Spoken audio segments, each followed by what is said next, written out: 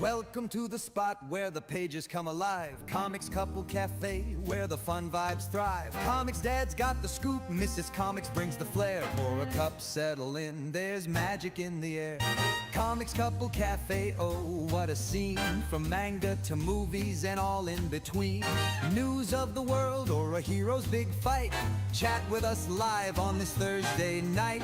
Flip through the panels and exciting anime scenes. Superhero showdowns and wild plot schemes. From breaking headlines to life's little wins, we're sipping and spilling where the fun begins. Hey, chat, jump in, tell us what you think. Is it capes or kaiju? Give us a wink. With Comics Dad's quips and Mrs. Comics' grace, this cafe's the heart of our geeky space. So grab your favorite issue, pull up a chair. Comics Couple Cafe, we're beyond compare. From comics to life, we're here to stay. Tune in, let's chat at the cafe today.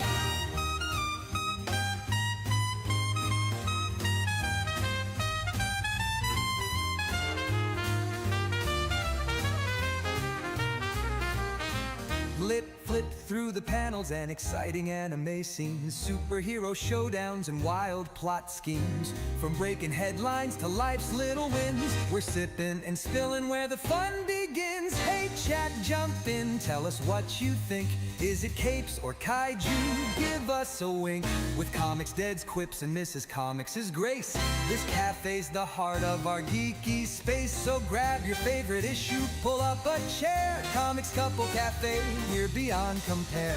From comics to life, we're here to stay. Tune in, let's chat at the cafe today.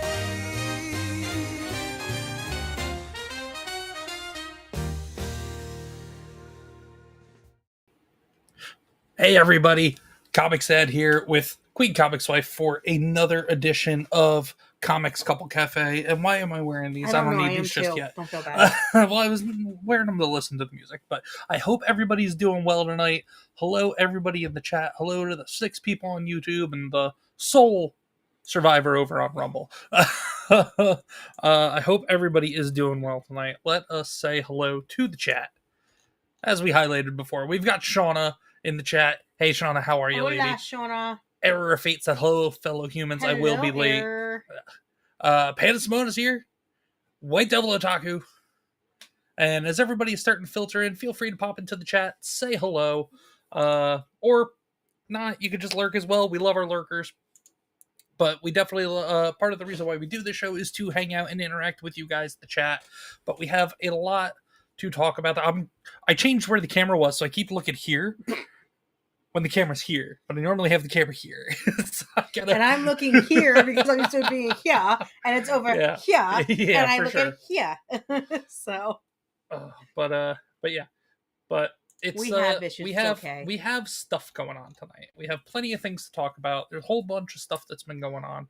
I have to say, I have to say that I smell so pine solly nasty. Listen, I cleaned my whole house this afternoon because somebody tells me last minute we have a guest coming tomorrow at night. I did not know. And if you guys know who I am, I'm the OCD of OCD. So I have to keep my house like spotless. And when he told me they were coming over, I'm like, fuck. So I'm like running around, cleaning the house, scrubbing crazy, like acting like a fucking crazy person. And yeah, so I smell like Pine Sol and Fabuloso and Dawn and bleach and all that wonderful stuff. It is what it is. But yeah, let's get into it. First and foremost, well, actually, do you have anything you want to talk about QueenComixWife before we get into our topics for tonight? So, as everybody knows, I do National Day on my channel. So now I'm going to steal his spotlight for a minute. That's fine. Today's National Day is National Alligator Day. National Alligator Day. I love cute little alligator. I think alligators are so damn cute, especially the cartoon ones are adorable. But yeah, so it's National Alligator Day. So if you're next to an alligator, give him a hug. Woohoo! Yay, Alligator Day. Oh, yay, also, Alligator Day. How could I forget? We don't have any of our mods in the chat tonight because they are all at Fan Expo down in Dallas Fan Expo. Queen Comics Wife, you need to text Deborah Perkins or John Ambler and have one of them ask whoever ask somebody wherever they're hanging out at to throw the show up on the TV. So we get all eyes on the channel. We get all the eyes of all the people, whoever, if there's a meetup or a hangout tonight or whatever in Dallas, all the fans down there, all the, I don't know, G&G people, all the F&T people, all the Rippaverse people, all of them. Speaking of Rippaverse people, Caffeinated Wolf, ND Andrew from Rippaverse says, alligators, I'll stick with dogs, lol. Andrew, what's going on, buddy? How are you, man? Hey, and I'm with you there. I'll stick with dogs. Alligators are so cute. And you know what? They're ornery. You want to know why? Because they have no teeth. Yeah. They have, They have all teeth and no toothbrush. My mama says alligators are angry because they have all them teeth and no toothbrush. No. Well, mama was wrong again. No, you're wrong, Colonel Sanders. So here's the thing, okay? So I play Dreamlight Valley, Disney Dreamlight Valley. I play it all the time on my PS5 because technically the one living room is my PS5 because I spend all the time in here now, yeah. So it's basically my PS5. So the alligators in the game are so damn cute because they have like 4 different colors. They have orange, blue, green, and red. The blue one and the red one are so freaking adorable. You can't. You gotta cuddle them. You know, I love it. But also, real quick, if anybody, as usual, everybody go check out Queen Comics Wife. Her channels are in the description of the stream. You can find her Queen Comics Wife both on YouTube and on Rumble. For anybody on YouTube, watching currently on YouTube, if you have a Rumble account, do me a favor, head on over to Rumble, follow her channel, and also follow my channel on Rumble too. I'm Comics Dad channel. Links are in the descriptions of the videos. Also on the YouTube side, because Rumble, you're monetized from day one. YouTube side, if anybody would like to donate at all during the stream tonight, if you're watching on the YouTube side, which again, as always, donations are never expected, never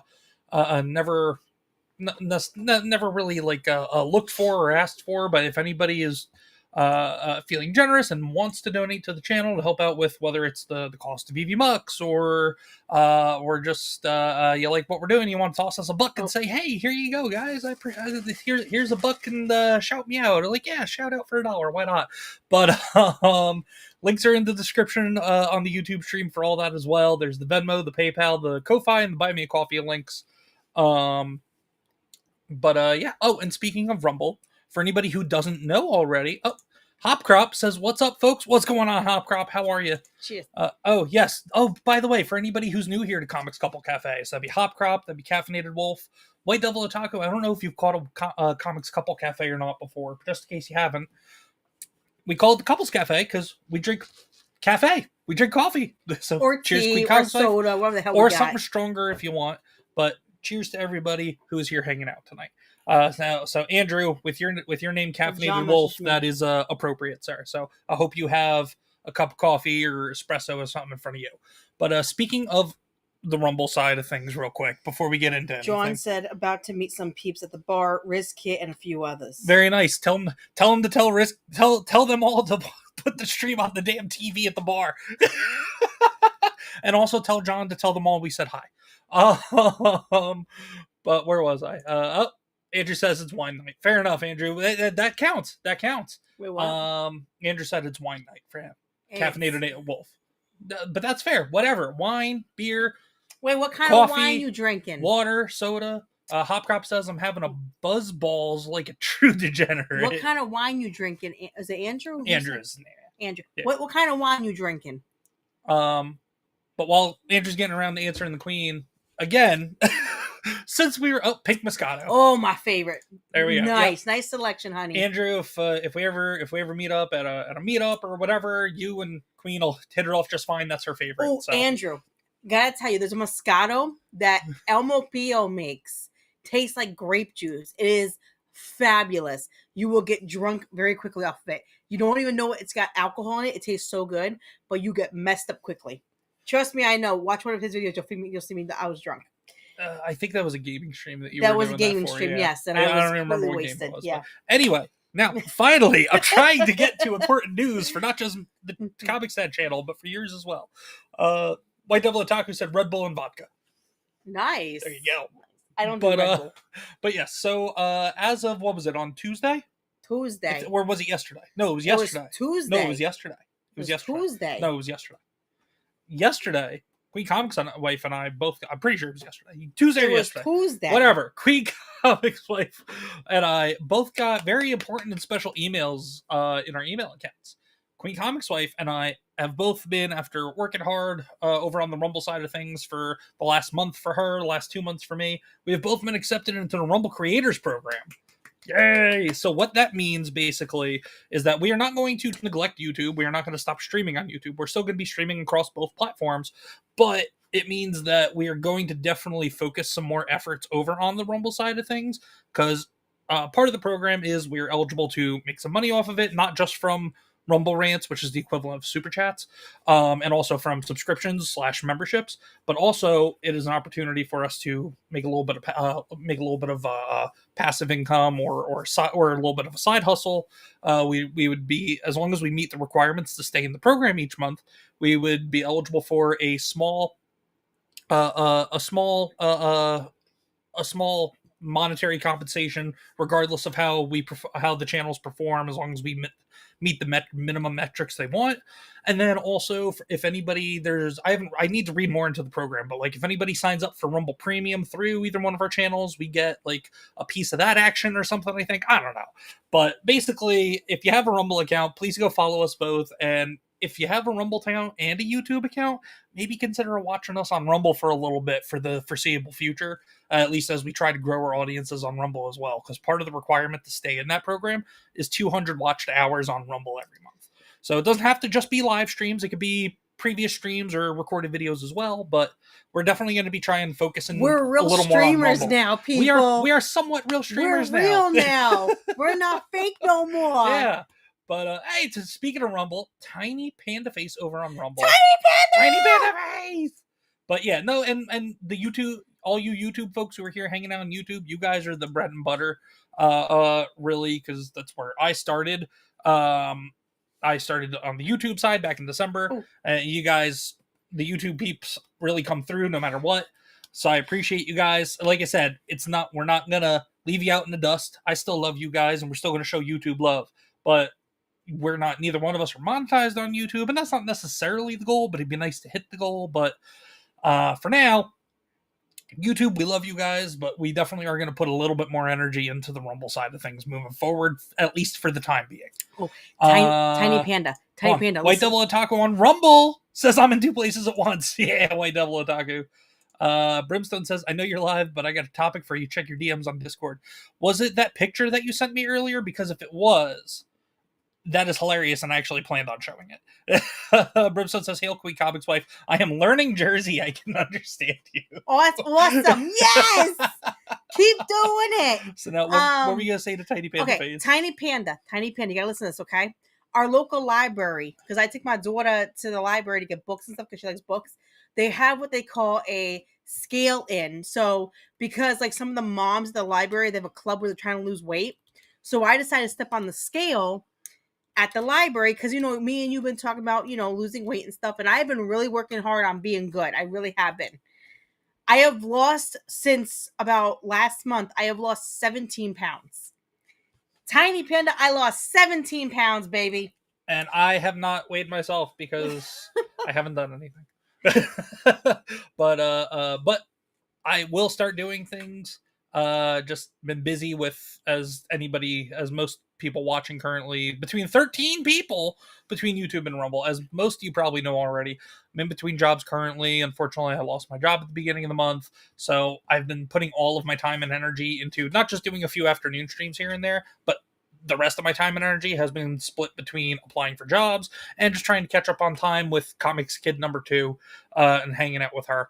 So that is once I find a job, which I have a couple of interviews lined up next week for a couple different places, so prayers for that, hopefully. But once I get into that and I get back and get into a normal groove of schedule and everything, I will then start putting some dedication, some focus into maybe getting a little bit of light exercise in and whatnot, because Lord knows the last few years have not been good to me, and I have not been good to myself the last few years. So Let's see. Andy Andrews says, "Wow, 17 is a major deal. Congrats." Hopcrop says 17 is great. Here's the problem. Okay, so if you guys don't know about something, so 3 years now. 3 years ago, I had weight loss surgery. I have lost over 158 pounds total so far. The one thing about surgery is that the bat wing. I hate my arms. My doctor just talked to me the other day. I called him because I had talked about having another meetup to check me and everything like that. And if I get down to goal weight, they are going to do skin removal on me. So I have to get the goal weight, Panda. I have to lose 70 pounds to get to goal weight. So Tiny Panda, we got to do this. You have I need your motivation, Tiny, because I have Tiny Panda Face. You are going to be her accountability buddy. Yes, you're gonna have to be because I like. Stop yelling. Sorry, I like cheesecake and shit, and I gotta stay off of it and say no. So I have to do this. So Tiny, I need your help. Like, yell at me if I do something wrong. Brimstone said, "I am saying fuck it. I've been eating chicken and rice for almost 2 weeks. I'm doing McDonald's on Saturday, then back to chicken and rice." Hey, every once in a while, man, you need a cheat day. As long as you're not going and grabbing like 3 cheeseburgers and 2 extra large Diet Cokes and all that shit. But get yourself a burger and a soda, man. Enjoy it. I know you've been working hard on that, Brimstone. So you enjoy a little treat and then right back to the grind, man. And Brimstone also says, now I go back to lurking. Yeah, do you think, man? I appreciate you. He'll be here. I appreciate you hanging out and lurking, Brimstone. Thank you so much, man. And everybody go check out Brimstone's channel over on YouTube as well. His channel name is Brimstone. And so go how give do him a look when you can. So Tiny Panda, how do I feel? I'm not as tired as I used to be. Like no lie, guys, I gained some weight back after weight loss surgery. I gained 30 pounds after weight loss surgery. The doctor said it's pretty normal to gain some weight back. I struggle because I have food addiction. I love food.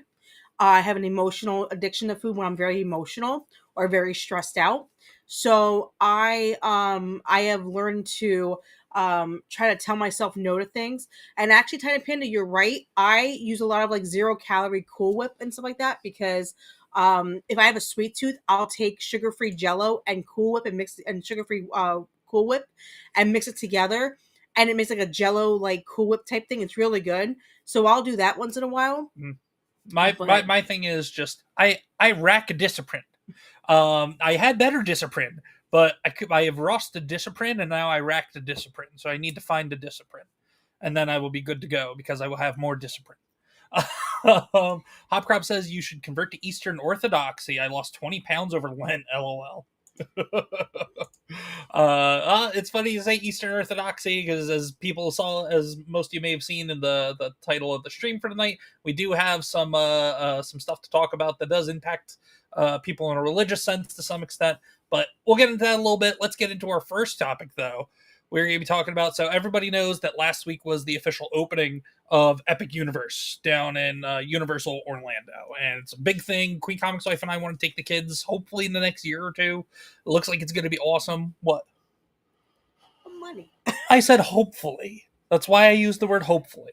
I mean, I have to go strip if you want me to. Always stop it. I'm just saying, I'll have to go and hit the poll if you didn't even get so long money. as I'm working and we're doing well, and because one of the jobs that I'm interviewing for is going to put me right about where I was at the last job I had, so that'll be fine. So in the next couple of years, we're hoping maybe to get down there with the kids. But tell them the good news. But how many interviews you have? But I mentioned it briefly. Oh, yeah. But Park Hoppin', the Park Hoppin' channel on YouTube, Park Hoppin' video captures Sparse Magic Kingdom on Epic Universe opening day, and this article is out of That Park Place, written by Marvin Montanaro. But yeah, so basically, Universal.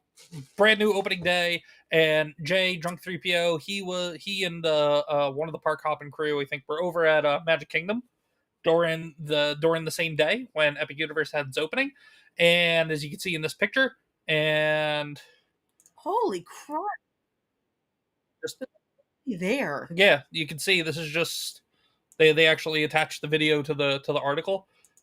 You could just see there's not a whole. I mean, there's still people there, obviously, but it's Disney has been losing people like crazy over the last few years. Well, even when we went at the end of 2023, like it wasn't wall to wall busy, but it was busier than this.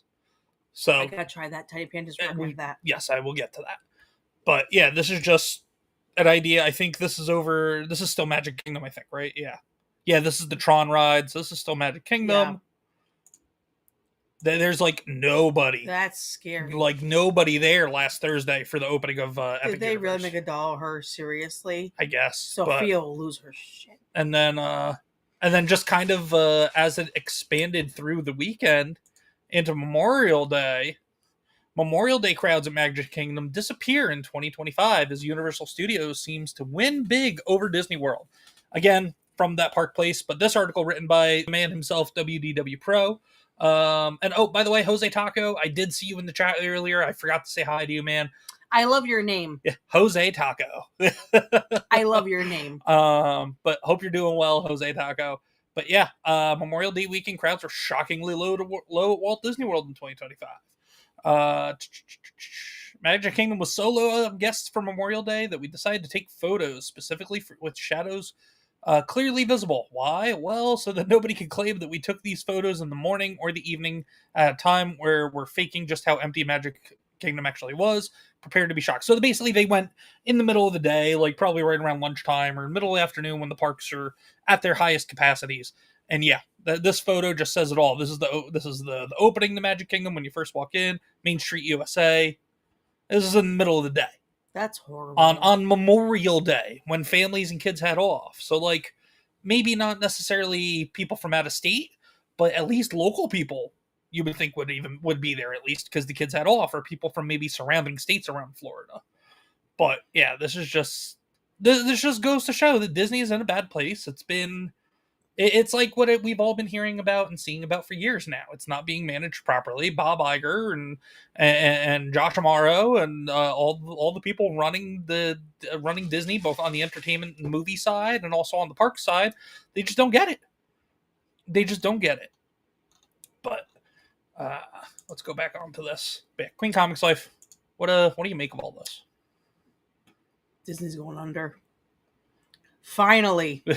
I don't know if they would go. I don't know if I they'll wish go they under. would. Yes, I wish they would. There's plenty of people that wish they would, but no, they won't wrong. go under. But they're definitely not in a good spot. Right Here's the thing. Don't get me wrong. I used to be a big Disney fan. I worked for Disney. I was a Disney cast member / manager. I was there. Okay, I was at Disney World for a while.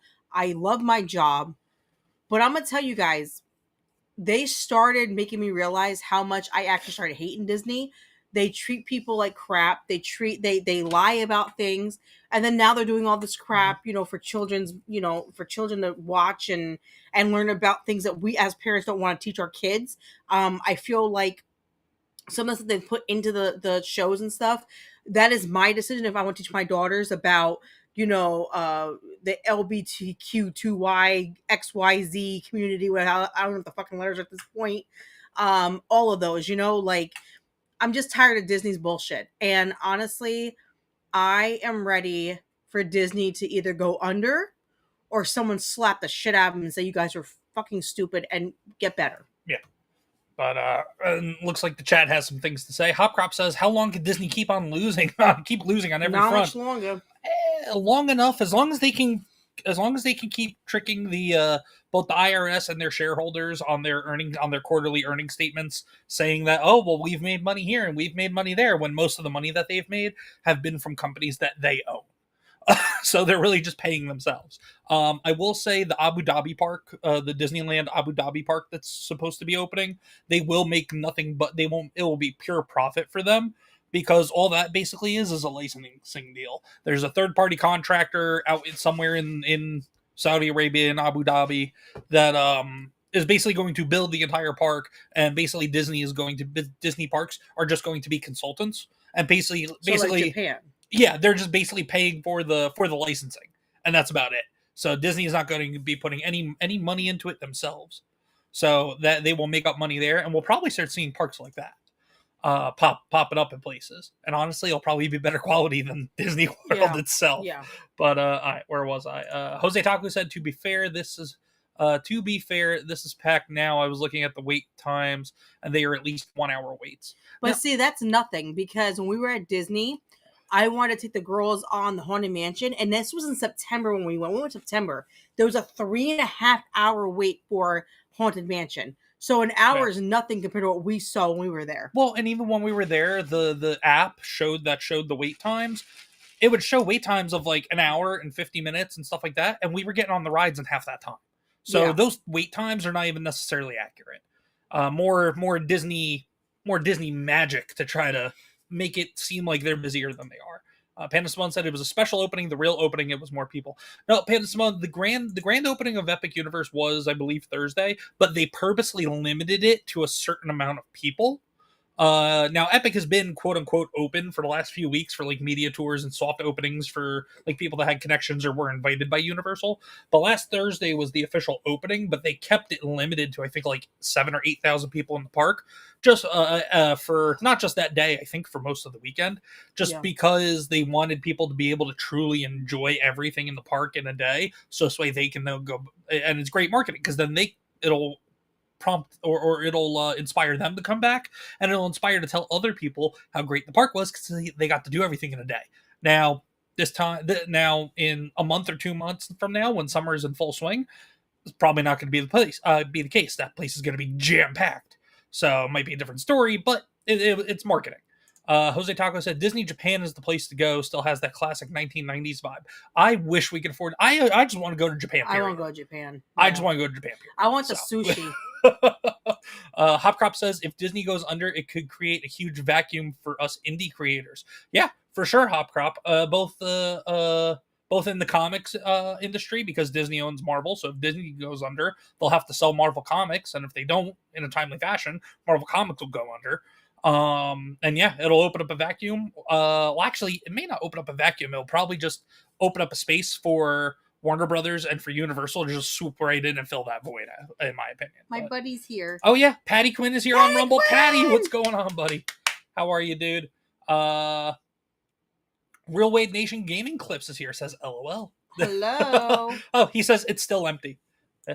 Hey, Debbie in Australia. Good morning, everyone. Debbie. Well, good morning, Debbie in Australia. Good morning from down under. It's evening here, but I hope you're having a great start to your day, and welcome back to the channel and to the chat.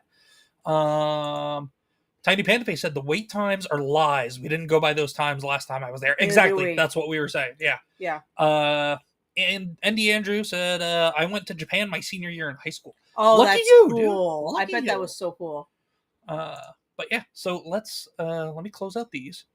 So we're doing good, Patty. We're just, living the dream. Yeah. Just working. Yeah, so pretty much anybody. Coffee. I'll just kind of summarize again since more people are filtering in. And again, thank you to the 14 people between YouTube and Rumble hanging out tonight. Everybody, please don't forget to hit the like button, and then also either subscribe on YouTube or follow on Rumble if you haven't done so already. And then also, everybody, if you could please share the stream and share the channel with your friends, your family, your coworkers, everybody. We're trying to, yes, we're in the, we both are in the Rumble Creators Program now, but we're still looking to grow on Rumble, and we're still looking to grow on YouTube as well. We did it, though. But we are, so everybody, please, we appreciate you, all the support, and we appreciate you just getting the word out and sharing both about my channel here that we're on right now and QueenComixWife's channels as well. But so what do you want to talk about next? Do you want to talk about this stuff next, or do you want to talk about this stuff next? I don't know. Oh, that. Because I'm excited about that. All right, so we'll start with this, and then we'll go into that. But we'll start with this and then go into this, okay? All right. Well, and before we even get into anything, Nagarnal, our buddy Nagarnal is here, says, Hail Comics Dad, Comics Queen, and chat. Late, but dropped a like. Thank you so much, Nagarnal. I appreciate it, brother. And everybody, Nagarnal is going to be on Talking Shop in 3 weeks. So not the next episode of Talking Shop, but the one after that. Has Nagarnal been on my channel? And Nagarnal has not yet. Nagarnal, you're in my channel, damn it. The hell, man? Well, go hang out in Nagarnal's channel. I don't have. I think I am subscribed to him actually. Yeah, Nagarnal does a bunch of gaming. Nagarnal's good people. Everybody go check out Nagarnal. Me. I'm streaming Saturday. And Nagarnal is a mod, so I have a mod here now. Yeah, Nagarnal, get the work. Damn. Start dropping likes. I'm kidding, man. I'm kidding. You're here to enjoy and relax. But let's get into our next thing here. So we're talking about arguably the only true movie star left in Hollywood and in America. Not. Real movie star. No. Who else? None of them. I can't stand him. Just because you can't stand him doesn't mean that his work is not. You personally not standing him, you got to be able to take away from it. Because yes, he's a nut job, he's a Scientologist, all that stuff, whatever. Bag. He's the biggest douchebag on the planet. He is compared to every other actor in Hollywood right now, he is the most sane and most likable person in Hollywood compared to everybody else. Yes. In terms of currently working actors, yes. Yes, he is. And here's part of the reason why. Tom Cruise, again, That Park Place by Marvin Montanaro. Tom Cruise thanks fans after Mission Impossible The Final Reckoning shatters franchise records. So for anybody who wasn't aware, also, if you didn't see it, Tom Cruise actually went on the Pat McAfee show last week or the week before, and he was talking about about what he did during 2020 during the lockdowns and everything, and more or less basically he kind of played a bunch of mental gymnastics and mental chess with people at production companies and people at movie theaters that he knows and people that were trying to make other movies and stuff, saying, oh yeah, we're making movies, and then other people started making movies, and then he went to the production studio he worked with and said, they're all making movies, we need to make movies. So he kind of single-handedly kept Hollywood going and saved Hollywood from completely shutting down in 2020. So, and he kept people working. He saved jobs basically. And then also when I think the week for special screenings of Final Reckoning, he was actually going to movie theaters in Texas and I think a couple other states and surprising people and thanking fans for coming and watching the movie and all that stuff as well. Now you can have your personal feelings about Tom Cruise, but there's really nobody else in Hollywood that's doing what he's doing right now. And he's showing appreciation to the fans. And that's what it should be all about with movies, is the fans, the people that spend their hard-earned money to come see movies at the movie theaters. But I don't go to movie theaters anymore. They're too expensive. Well, and that's part of the problem. But for the people that do go, it's still, Tom Cruise recognizes them. And he, on his Instagram, put out, this weekend was one for the history books. Congratulations and thank you to every filmmaker, every artist, every crew member, and every single person who works in the studios, to every theater and every employee who helps bring these stories to audiences. Thank you to everyone that works at Paramount Pictures and Skydance. Thank you for your many years of partnership and unwavering support. And most of all, thank you to audiences everywhere for whom we all serve and for whom we all love to entertain. And that is the difference between him and every other currently working actor. He is thanking the fans, and he understands that without them, there is no money for them to be made. There is no movies. There is no anything. They work to serve us, as to entertain us. What's going on in chat? He subscribed to my channel. Oh, that's so sweet. Thank you. He dropped your link. Oh shit. He's being a mod. He's doing a show. I thought he subscribed. I thought he subscribed. I was like, oh, he subscribed. He probably did too. He probably did that too. I think I've subscribed to you though. I have to look because I'm going to add you on mine. Patty Quinn says, I love Tom Cruise. Tiny Pan Face says Tom Cruise is legit. Andrew says Cruise has a video that plays before the movie starts where he thanks fans. Yeah, exactly. Like, how many movies do you go to that see that? You can dislike him for his personal views, faiths, beliefs, whatever, but just in terms of what he is doing as an actor. If we look at it just from him as his profession, here's the reason why I don't like him. So and, I have exactly. And Tiny Pan Face says, and he's not bitching about politics. I understand that. Here's my problem. So, for those that don't know, I have a third cousin who's on my grandfather's side, who's a teacher in New Jersey. Tom Cruise went to Passaic Valley Regional High School, was the high school that I went to. He was there for about 6 months, and his parents moved again.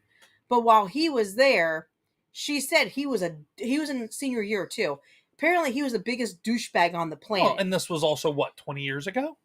20? He's a senior in high school. No. I thought you were talking about somebody you knew back when you were in high school. No, my cousin taught him.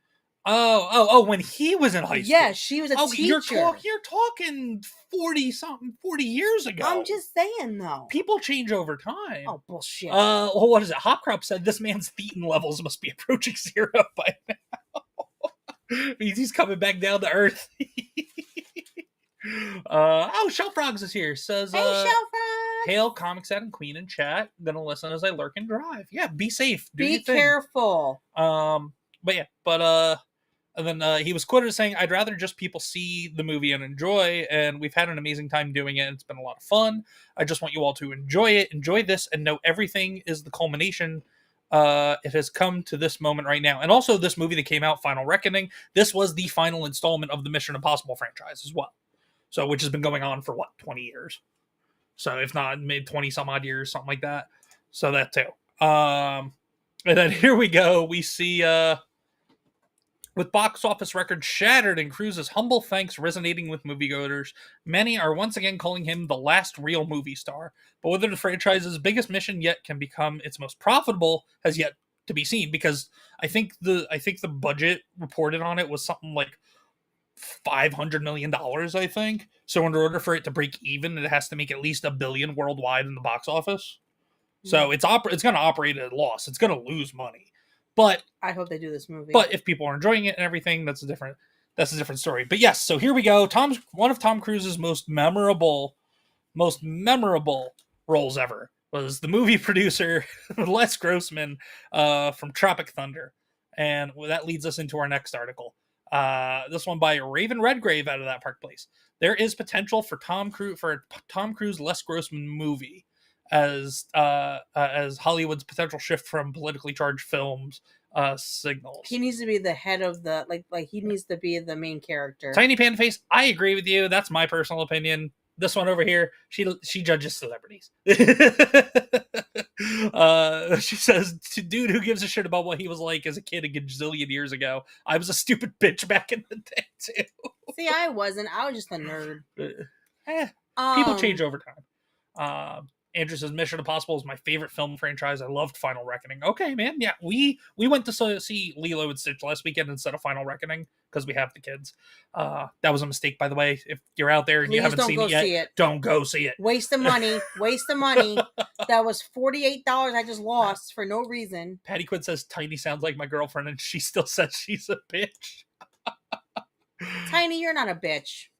I think Patty was talking about his girlfriend. Oh. Well, I guarantee she's not a bitch either. But, well, you know what? Sometimes we're all bitches. Listen, when you go into your monthly cycle, of course you're going to be a raging bitch. But I can't do it because my shit's cut out. Yeah, you have your moments.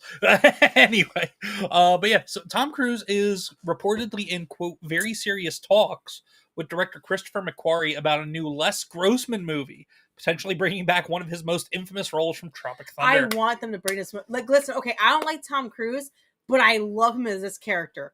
He is freaking hilarious. Oh, but that goes to my point, what I was saying earlier. Who cares about him as a person? Him as a professional is what matters. Like, my thing is, like, my favorite part is when he's talking, when he goes, who is this? And they go, this is Flaming Dragon. He goes, oh, Flaming Dragon. We're gonna get to that. I start dying.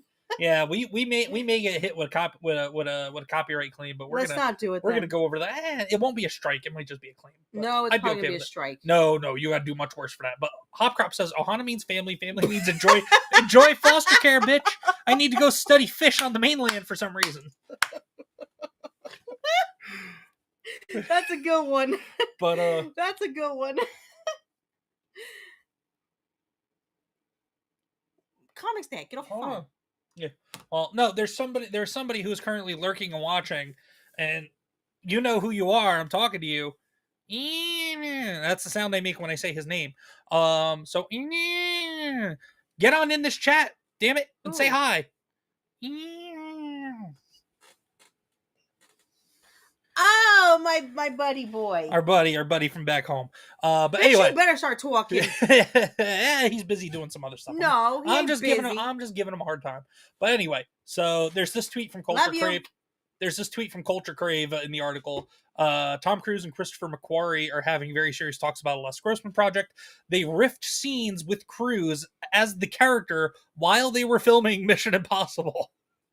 They're debating whether he should be a lead or a supporting character. Honestly, if he was a lead, I don't know how well that would go down.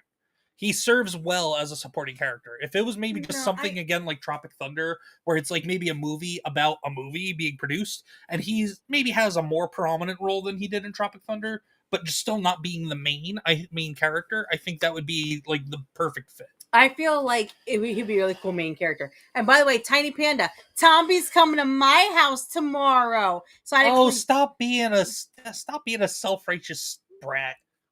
No, you're rubbing it in. No, I'm not. I'm not rubbing. You know, I'm not rubbing it in. I'll tell you why. Because this idiot tells me at 5:00 tonight that he's coming tomorrow. No, I found out. I found out at 3:00. Okay, fine. 3:00 tells me. That's when I found out. Shut up! Stop yelling. You're so freaking loud. I'll punch you. Anyway, he tells me 24 hours less than when this man's coming. Tommy's showing up. That's when I was told. I had to clean my house spotless. That is when I was told. It doesn't matter. It does matter. No, it doesn't. Because yell at the Hobbit when he comes visit tomorrow. Don't yell at me. I had to stop doing my job, log out, and start cleaning my house like crazy because Tommy's showing up tomorrow. They gave me less than 24 hours notice to clean my house. The house is clean. And I'm still not done. Barely. Bull crap. Barely. I gotta do some vacuuming in here and then we're pretty much done. No, I don't need. I'm not grabbing your pecker. I'm grabbing I'm grabbing this. Why are you saying that? Because the way you slapped my hand, like I didn't know what you were doing. I just saw your hand go and it was just smack. You're going to Tiny's house tomorrow? Nice. Could go to Tiny Panda's house tomorrow. Hop Crop says off topic, but what did you think of High Treason League 3 cover? I don't know what that is. The High Webb from Dreams Uncharted, who was on Talking Shop a few weeks back. The High Treason League 3 cover is awesome. I love it. I love the design of the new character that's on the cover, and I can't wait to see what his deal is. But anyway, we have here is the failure to communicate. No, what we're gonna do happened? Here. Hold on. What we're doing here is I now have just in honor of Les Grossman, in honor of Tom Cruise's role as Les Grossman. Now we're gonna do it. Don't do it because they might block our video. It's gonna be fine. It's 40 seconds. It is what it is. If anything, I'll just get a copyright claim, not a strike, just a claim, and I'll have to edit that out of the stream or something. That's all. But anyway, let's get. I'm gonna hang nail. Damn it. Okay. So let's get into this. I'm going. Hold on. So here's a little Les Grossman action for everybody, and let me know if you can hear it. So this is when Flaming Dragon calls to negotiate the release for Ben Stiller's character, and Tom Cruise's character Les Grossman says, "Oh, Flaming Dragon, fuckface. First, take a big step back and literally fuck your own face." Now, I don't know what kind of pan-Pacific bullshit power play you're trying to pull here, but Asia Jack is my territory. So whatever you're thinking, you better think again. Otherwise, I'm going to have to head down there, and I will rain down on a godly fucking firestorm upon you. You're going to have to call the fucking United Nations and get a fucking binding resolution to keep me from fucking destroying you. I am talking scorched earth, motherfucker. I will massacre you. I will fuck you up! Just looking at him like, what the hell do we do? Find out who that is. Did you find out who that was? And the way he's so calm about it. Can you find out who that was? Like all nice about it. Yeah. But no, good old Les Grossman action, just to remind everybody of that great scene. But yeah. Charlotte said, whoa, is this stream going into our rating here? No. Anyway, so do we want to go into this next, or do we want to go into this next? We'll go into this next. No, other thing. This? Yeah. I don't want to get all blood pressure up right now for that. Well, oh my God, well, don't get me started. Well, we're going to get into it sooner or later. Yeah, anyway, so on to our next topic. Oh, nope, not that. Hold on. You're messing up, dude. Yeah. There we go. Okay, now we got it. So for anybody who is not aware, HBO is doing a series on HBO Max or on Max, Harry Potter series. Black guy cast as Severus Snape, whole bunch of controversy with that. They have now finally chosen the 3 kids who are going to play Harry, Ron, and Hermione. And there's mixed reactions. Here's my question. What is the storyline about? Because it's going to be the books. But it's going to be. But the books are already made by the movies. No, the movie left details out that were in the books because they're redoing it. Because they only had like a 2.5 hour window to tell the story. They couldn't get. There'll be like more. And I didn't read the book, so I don't know what extra. I did. I read all of them, and I loved them. But just saying, but there's a little bit of controversy with the cast. Not a whole lot, but a little bit. My thing is. What was it? Hypnotic, I think, pointed it out the other day on his stream. This kid that's supposed to play Harry, this is the face of a friggin' future serial killer right here. I'm telling you. Look at that smile. Look at those soulless eyes. Now you talk about soulless. Speaking of Ginger Boy over here, but no, this is the one you got to worry about. But she no, looks like she's Hispanic or maybe like it's Italian. but people were worried that they were gonna have like a super dark skinned Hermione Granger or No, she's whatever. And, not. I mean, and even if they did that, I wouldn't necessarily. Well, no, there would be some lines that would be really rough, like about mudblood and whatnot. Which, I mean, even then she's got a little bit of a darker skin complexion, but it's Yeah. not anything crazy. Like she could just. Hey, It is what it senor. is. But Senior Chunky's here says, "Whoa." Yo. Tidy said, "Ha ha ha! I saw this. Hermione's a brown chick now." Patty said, "I'm fine with this casting." Senior Chunky, is that the Comics Wife and Comics Dad? Yes, it is, Senior Chunky. Welcome back, brother. Hopcrop says Ron's broccoli haircut is straight bussin' for real, no cap. That's good. I'm like, that's really good. But no, but some people were saying that it's going to be very it's going to be especially considering how filming and editing and all that goes, if depending upon how her skin complexion comes out in post-production after they do all their editing and everything, it's really curious how lines from like the Malfoys about mudbloods are going to hit with her, because she's a darker skin complexion. So that's going to be. I am perfectly fine with the casting for Hermione. I mean, if you put young Emma Watson next to her, she looks like a tan Emma Watson, basically from when Emma Watson was 7 like and Emma doing the first Watson. movie. Oh no, I don't either. But I'm saying it was she more or less looks like just a tan Emma Watson, basically. Yeah. So yeah. I'm perfectly okay with the casting. And these kids, I think, all have like musical theater backgrounds in the UK or something. Oh, nice. Okay. So, so they're not American at all. No, they're all from the UK. Oh, okay. They are all British. It's pretty much all British casting for the most part, except for John Lithgow. Yeah, I'm saying he's not. Cedar Chunky says Hermione is going to use the border hopping spell. Wow. Oh shit. Wow. Damn. Damn. No comment. Let's just keep that up there for a minute. Wow. Fucking wow. Okay, we're going there. Oh man, that's good. But no, and then some people that I've been listening to and watching that have been covering this for the last couple of days. Because this article was written 2 days ago. It was announced on Monday, I think. The kid that's playing Ron has the red hair. Hermione doesn't look that bad. No. The other one's a serial killer. He killed his parents. Yeah, right. He fucking killed his parents. He's Voldemort. He's not going to be Harry. He's going to be Harry's going to become Voldemort. The kid Voldemort. Cedar Chunky says, "Hey, it's my own kind." Wow. But no, I mean, even if I could see it. They put goofy round glasses and a scar on this kid's face. Yeah, he could pull Harry Potter. He could pull off Harry Potter. I don't know. Whatever. But it's going to be curious how all that He's comes. He's too pretty for around. Harry Potter. Eh. He's too pretty boy to be a Harry Potter. Yeah. Harry Potter's more nerdy looking. So do we want to get into some comic news, or do we want to go to the other thing? It's up to you. Whatever you want to do. It's really curious. It's gonna be Voldemort's original story. Hopcrop goes, "It's Wingardium Leviosa, not Leviosa."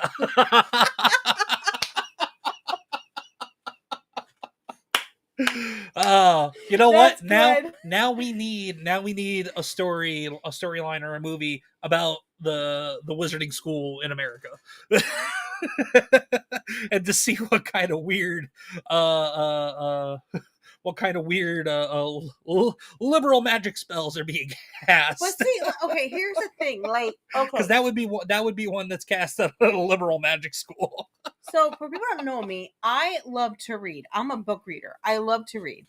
I enjoyed the Harry Potter books. I read them when I was in middle school. Right? Middle school or high school? I don't fucking remember at this point. It's been years. You're old. We get it. Yes. I read all of them. And I loved them. I thought they were great. I thought they were awesome. The movies, I didn't really care about because, in all honesty, like, they didn't really give me that wow factor, like, reading the books. I'm a book girl. I'd rather read a book than watch a movie. So, like, when I read books before the movies come out, when the movie comes out, I always get like butthurt because I've read the book. I know what happens in the book. So the movie kind of kills it for me. So like Jurassic Park, I read the book after I saw the movie and the book is just phenomenal compared to the movie. Like I love it. So I'm not looking forward to this because I enjoyed the books. The books are good. Senior Chunky says this is going to be Voldemort's origin I just story. said that. Hopcrop says Senior Chunky, even Muggles in America cast Avada Kedavra. Wow. Damn. Wow. All right, let's get into, I guess, some comic book news. Okay. This one actually you're going to be excited about. So, I cannot wait. from shit. comicsbeat.com by Christopher Chutabe or Tabit, however you say his name. James Tynion and Donnie reimagine the Invisible Man. Skybound, which is owned by Image, so Skybound is the company that is currently publishing the current run of Transformers. The basically the retelling of the original Transformers. It is amazing. So kudos on them. Why am I excited about this? Tell me why I'm excited about this. We'll get to that. Skybound has announced the latest entry in its Universal Monsters line will be The Invisible Man, a 4-issue series based on the 1933 classic horror film, based on H.G. Wells' 1897 novel. Debuting in August, the comic will be written by James Tynion IV, who is the writer of one of my favorite comic series, Something is Killing the Children. So this is the guy that. So this is written by the guy that wrote some it's gonna be good then. Sixth Sea or whatever the acronym is, and art by Donnie, Arkham City, The Order of the World, which I'm not familiar with, and then colors by Brad Simpson. I'm familiar with who Brad Simpson is. I am excited for Brad Simpson's colors. But yeah, this is gonna be the cover though. Issue 1 is going to be a 4-issue series out of Image and Skybound. The reason why go ahead, QueenComixWife. Why are you so excited? You tell them. Patty Quinn says, I want to know why QueenComixWife is excited about this. Okay, the reason why I'm excited is because for everybody that doesn't know Queen Comics, if you follow my channel, you would know. Just saying. But I am a huge classic monsters fan. Anything from the 1930s. Okay, I don't have it right here. Comics Dad bought me the full set of the classic monster movies, like Universal all monsters, of them, Universal monsters. So like Frankenstein, Dracula, Wolfman. Look at this. Look at this. 30 movies? Look at this, people. Look at that. It's 30 movies. Hold on. Let's go ahead. Okay, so this is what he bought me. Okay, now mind you, this is. You could put this on TV for me and I'll watch this all day long.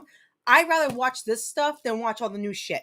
Okay? Don't get me wrong. The Dracula with what's his name's in it? What's his name? I don't know which freaking Dracula are you talking about? Is it 2000? No. Or Told Story, whatever it is. What? Dracula Untold with Chris Evans. Well, Chris Evans. The other Chris Evans. The British the British one. The UK's Chris Yeah, Chris not Evans. the American one. Anyway, I loved his movie. That was a really good movie. Van Helsing. I loved Van Helsing. But this is my baby. Like, I love the 1930s classic monsters. I love the old time, how they did it.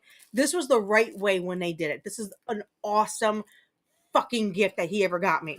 So, everything about classic monsters. And the Invisible Man is in there, too. Exactly. Everything about classic monsters is my thing. If you go out to my living room where my workstation is, I have classic monster shit everywhere. I love my classic monsters.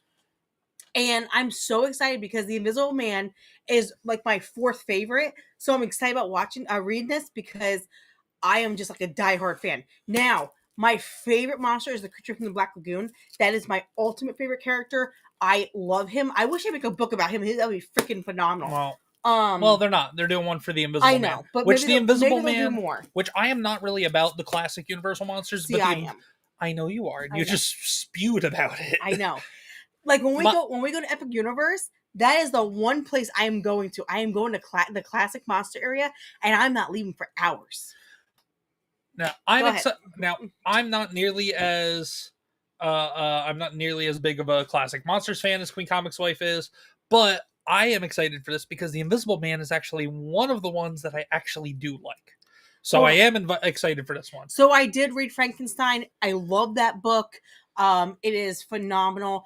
I'll have to send you one of the other books that I've read. It's the storyline for Dracula, Tiny. If you like the Frankenstein book, there's a guy that wrote a story about Dracula from the 1930s in his own way. It's a phenomenal book. I'll have to send that to you. I love it. But yeah, go ahead. Sorry. No, that's pretty much it. The comic marks its the second Universal Monsters comic by Tinian, following the Dracula series he created with Martin Simmons, which kicked off in 2003.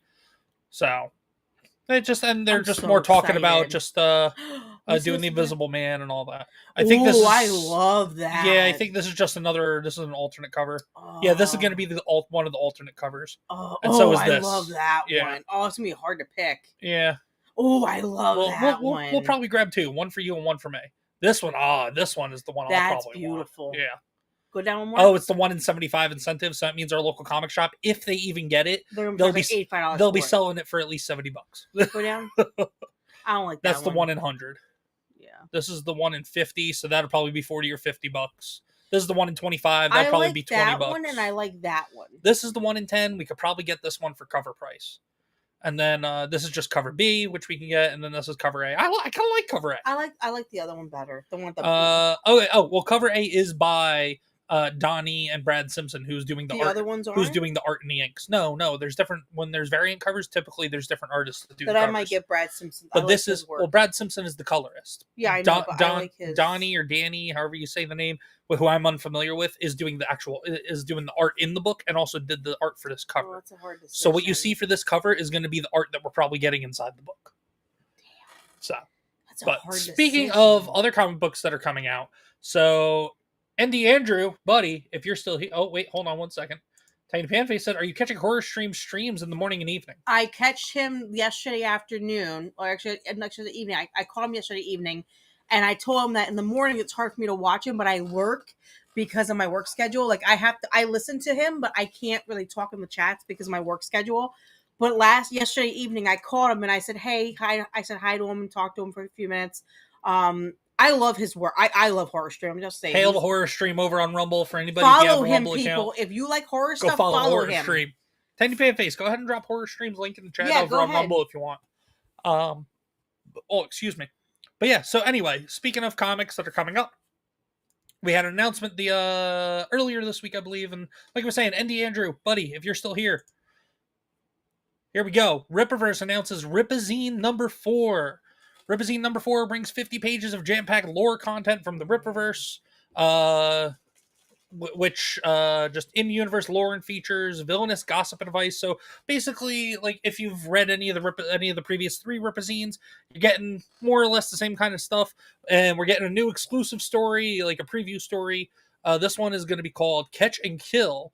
So experience a gritty ground level thriller set on the night streets of Floorspark, which is where the majority of the Rippaverse, which is where all the Rippaverse books take place, and introducing fans to an unlikely journalistic pair in Catch and Kill, written by Jen and Sylv Saska, and then also illustrations by Sebastian Garcia and colored by João Canola.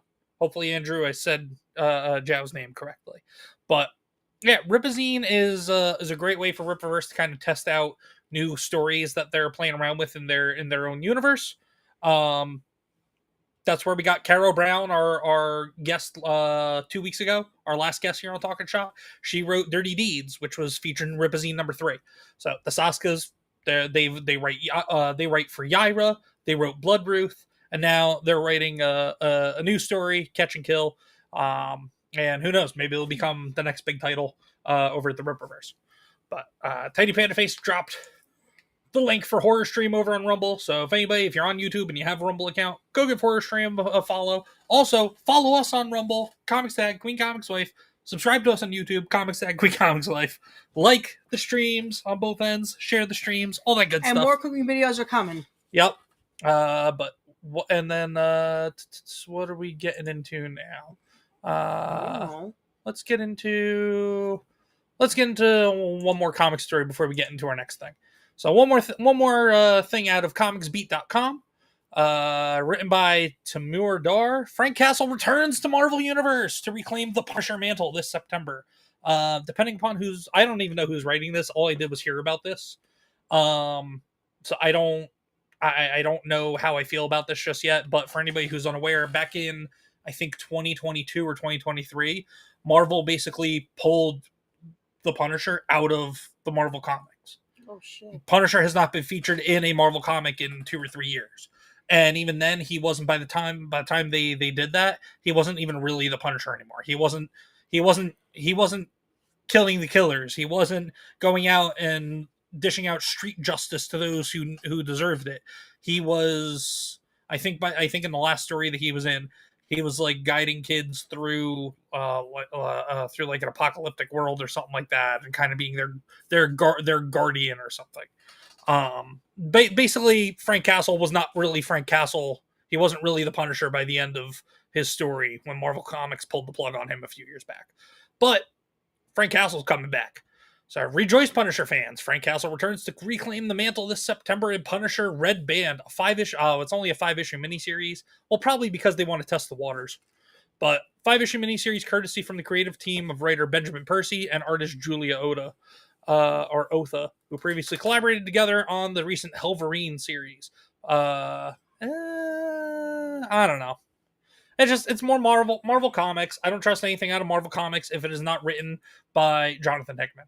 So, Hopcrop says, I love what Rippaverse is doing, but I feel like some of the character designs are kind of lackluster. I floated the idea that I could do some designs for them before, but no luck. I mean, hey, Hopcrop, they are, Andrew, if you're still here in the chat, reach out to Hopcrop, or Hopcrop, reach out to Indie Andrew. Also, Hopcrop, reach out to Caro Brown at Ripplorian on X. Because I know in the last month or two, I know Rippaverse has put out that they are basically looking to work with more artists and stuff. So if you haven't reached out to them recently, reach out again, man. It never hurts to just go back and try again. Same thing with me with looking for a job right now. I call and follow up with places that I put out that I've had applications with, had phone interviews with, had in-person interviews with. It never hurts to go back and follow up, man. So just give it a shot. Reach out to them again, see what they say. But yeah, with this though, with this new Frank Castle, this Punisher 5-issue miniseries, I don't know. If it's not Ultimate Spider-Man, if it's not written by Jonathan Hickman, I want nothing to do with that out of Marvel. This, because it is kind of a big deal because Punisher's coming back. Maybe I'll pick up the first issue just to see how it is. If it's the generic slop that we've been seeing out of Marvel Comics for the last however long, that'll be it for me with that. But if it's, who knows, maybe they'll surprise us with something pretty decent. But yeah. So let's get into, well, actually first, QueenComixWife. I know you're not a big Punisher fan, but what are your thoughts? Just knowing kind of what they did to Punisher and now what they're going to be doing. I mean, hopefully this is a good thing coming out. I'm not a big Punisher fan. I won't really read it or anything like that, but I hope that it works out. You know. Hopcrop says, "I'll keep trying. I think I have a pretty unique design style, so maybe eventually they'll give me a shot." Hey, and yeah, man, that's all you can do. do. That's all you can do, man. But in the meantime, you work with. Reach out to Webb and the Dreams Uncharted. See if he's got some more work for you to do. Reach out to Pixel Artist, who's co-creator of the upcoming Little Mermaid. Also, he's one of the guys that runs Fund My Comic. Reach out there. I know there's some stuff in the works for Fund My Comic. I've been talking to Pixel Artist offline. Oh wait, Hopcrop. Oh, Webb. I didn't realize that was you, brother. That's bad. It is Webb. No, I didn't know. I think Webb has been in the chat maybe once. So I forgot that was him. Webb, my bad, dude. My bad, brother. Shame on you. Dishonor. I forgot that was his username. Cow. Dishonor. Webb, you should change the name to Dreams Uncharted. Then I'll know it's you, man. No, I will make a note right here. I'll make a note. There, I need a pen. No, I'll do it on the computer. Well, we're gonna make a post-it note live. My username is not Dreams Uncharted, so very understandable. Yeah. But here, I'm gonna leave a sticky right here. Ready? Hop Crop on YouTube is Webb. There, now I have it, and now it's going to be committed to memory, Web. So don't worry, dude. But yeah, I know. Cover 3. I really enjoy the design for the new character, and I can't wait to see what you have in store for us with that, brother. But But let us get into our next thing. My So- anxiety's already up. All right, so this next thing here, I have to change the screen share for a second. Because we have to share the audio as well. So for anybody who's unaware, QueenComixWife and I, now we're not kind of in your face and everything about it, but we are Christians. We have our faith and belief system, and we hold firm to that, but we don't necessarily judge others for their for their beliefs or anything as well. Nope. But that is not the left's MO. The left's MO, especially the extreme left, are to basically they have an attack on Christians and Christianity and wholesome values right now. And it's not just Christianity. They're attacking Judaism as well and everything, but like Christianity is the big target for them right now. Barbies. But yeah, so what happened? Hey, Barbie Breeden is here. Hail Barbie Breeden. Good to see you. Hope you're doing well. But yeah, so what happened was this past Saturday over in Seattle, of all places, Basket City is here. Says, "Hail Comics Dad, hail Basket City. How are you? Welcome back to the channel, to the stream. Everybody, please like, subscribe, follow if you're over on Rumble, all that good stuff. Share the streams." Error's back. Says, "Hello, fellow humans." Hey, Error. But yeah, on Saturday in Seattle, Washington, there was a gathering. There was a Christian concert and gathering that I believe they had permits for from the city to use a public space, a park in the city. And basically what happened, and we'll play the whole news story here, but basically what happened was a bunch of extreme leftists, so Antifa, people of the Alphabet Mafia, all that stuff. They came, they kind of crashed it, and they initially anti-protesting, as long as they're off to the side peacefully. Okay, cool, whatever. Things weren't so peaceful after a little while. And then the Seattle mayor kind of doubled down and it says right here, Harrell, which is the last name of the mayor of Seattle, called this Christian concert at Cal Anderson Park a, quote, extreme right-wing rally. So Christians just generically are being seen as extreme right-wing people, as right-wing extremists, which I'm not a right-wing extremist. QueenComixWife's not an extremist. I mean, maybe our views skew right. I like to see myself as like center right. QueenComixWife maybe a little more right than I am. I'm a Republican. I mean, we both are, but I mean, no, I'm like deep Republican. Well, like I have my beliefs. Well, then we're not going to get into, everybody's different. We're not going to get into that part. That's not the point. The point is, these people were judged and discriminated against and attacked, and also blamed. Well, you'll see in the video, and also blamed for what happened, all because they were Christians. They were just there. They were assaulted worshiping too. Yeah, well, that's attacked. Well, no, I'm saying with other things besides, But basically, the mayor of Seattle victim blaming the Christians just for being there, which I believe they had a permit for anyway. So, and now we're probably going to lose some people on the stream right now as we watch this. I don't blame you guys, but I mean, we normally don't get political on the channel, but this is something that's really important to us, and we just want to, and we just kind of wanted to bring this to light a little bit because I haven't really seen anybody talking about this really, and this happened last weekend. This happened on Saturday. So we're gonna go into this, guys. Let me know if you need the audio turned up or turned down. It's a 5-minute video. We'll probably pause here and there to talk about it, and then I promise you we'll back into talking about some more fun stuff. We'll talk about some more comic book stuff. We'll talk about some more entertainment stuff, and we'll just chit chat and bullshit with you guys for a little bit too. But please bear with us. Just sit back, watch this. You can share your thoughts in the chat. We can have a civil and productive conversation. If there's anybody that kind of has opposing viewpoints or whatever, that's totally fine. I'm open to it. As long as you're being respectful, I'll be respectful right back. We're all good. But yeah, let's get into this.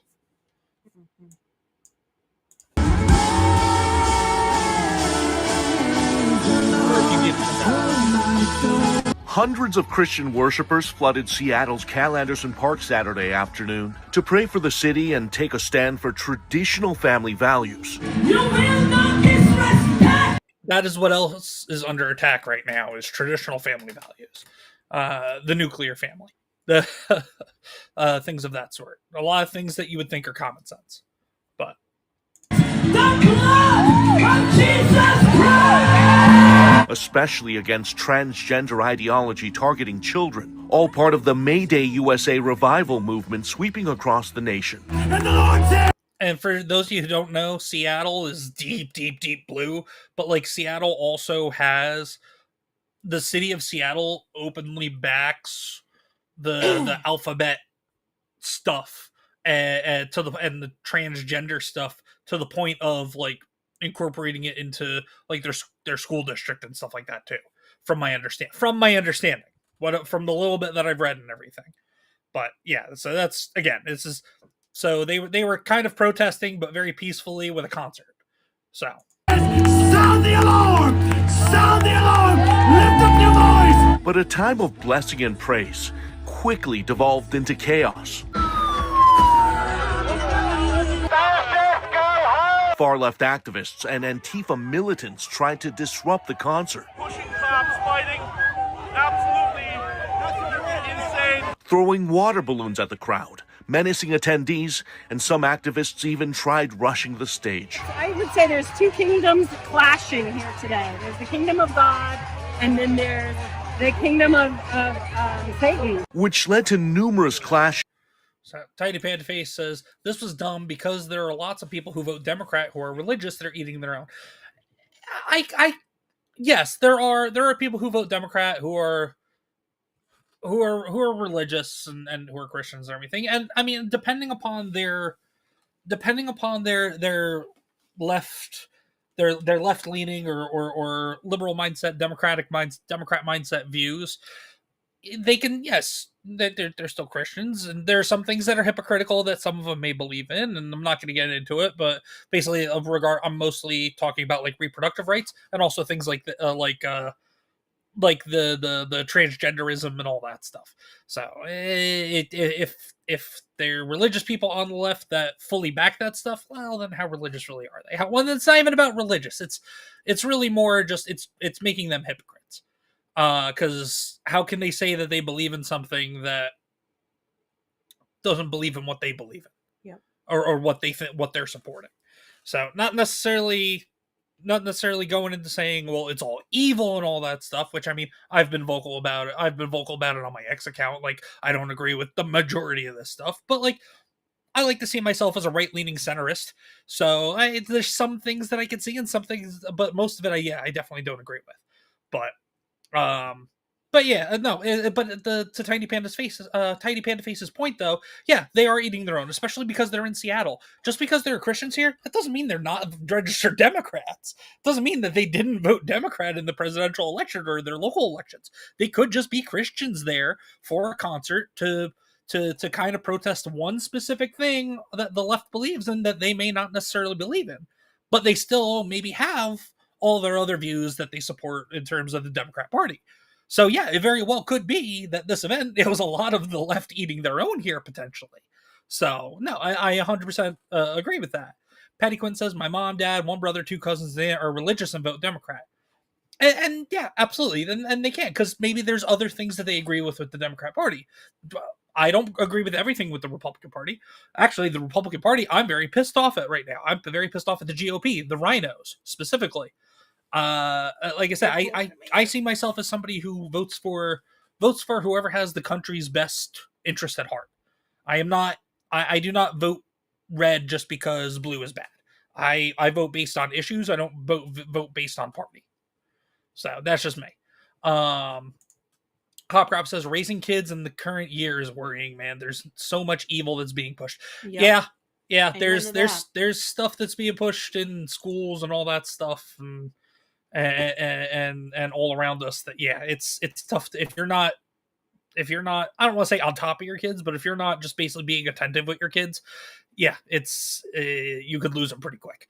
Tidy Panda Face says, I don't follow a religion, just be a good person and follow common sense. Exactly. Yeah, exactly. And that's kind of, they're not following common sense. Tidy Panda Face, you talk about it on your own channel too. Like, it's the pushing of the agendas is the biggest problem. It's the forcing the ideologies. I don't believe in pushing or forcing anything on anybody. When I have mentioned my faith and my religion and all that stuff on the channel here, I specifically tell people, hey, whether you believe in something or not, that's your faith system or lack thereof, and that's you. You do you. This is just my faith. This is just what I believe. What I believe in. So like, yeah, exactly. Just be a good person. Have common sense. Yo, Isaac, Isaac, buddy, what's in the chat? Isaac 556 by 45. Everybody go check out Isaac on YouTube. He's got some good. If you're into political stuff, Isaac has good live shows that he does, focusing on some more of the political side of things. This is about as political as I'll probably ever get here on the Comix channel. But let's continue with the video. And scuffles with police. All these Antifa activists, and then you got the concert going on here right now. What's it been like today? And I think it just illustrates the idea that people who champion free speech and champion free expression are ultimately threatened. They're not even hiding it. They're communists. They are friggin' communists. QueenComixWife, you have any thoughts so far? Any thoughts without cursing or belittling? Overly belittling? Because I know you can get strong with your words sometimes. No, listen. Express yourself, QueenComixWife. Just try to keep it calm. Okay, so here's the thing, and I'm gonna be completely honest, okay? Comics Dad is not pushy with his faith.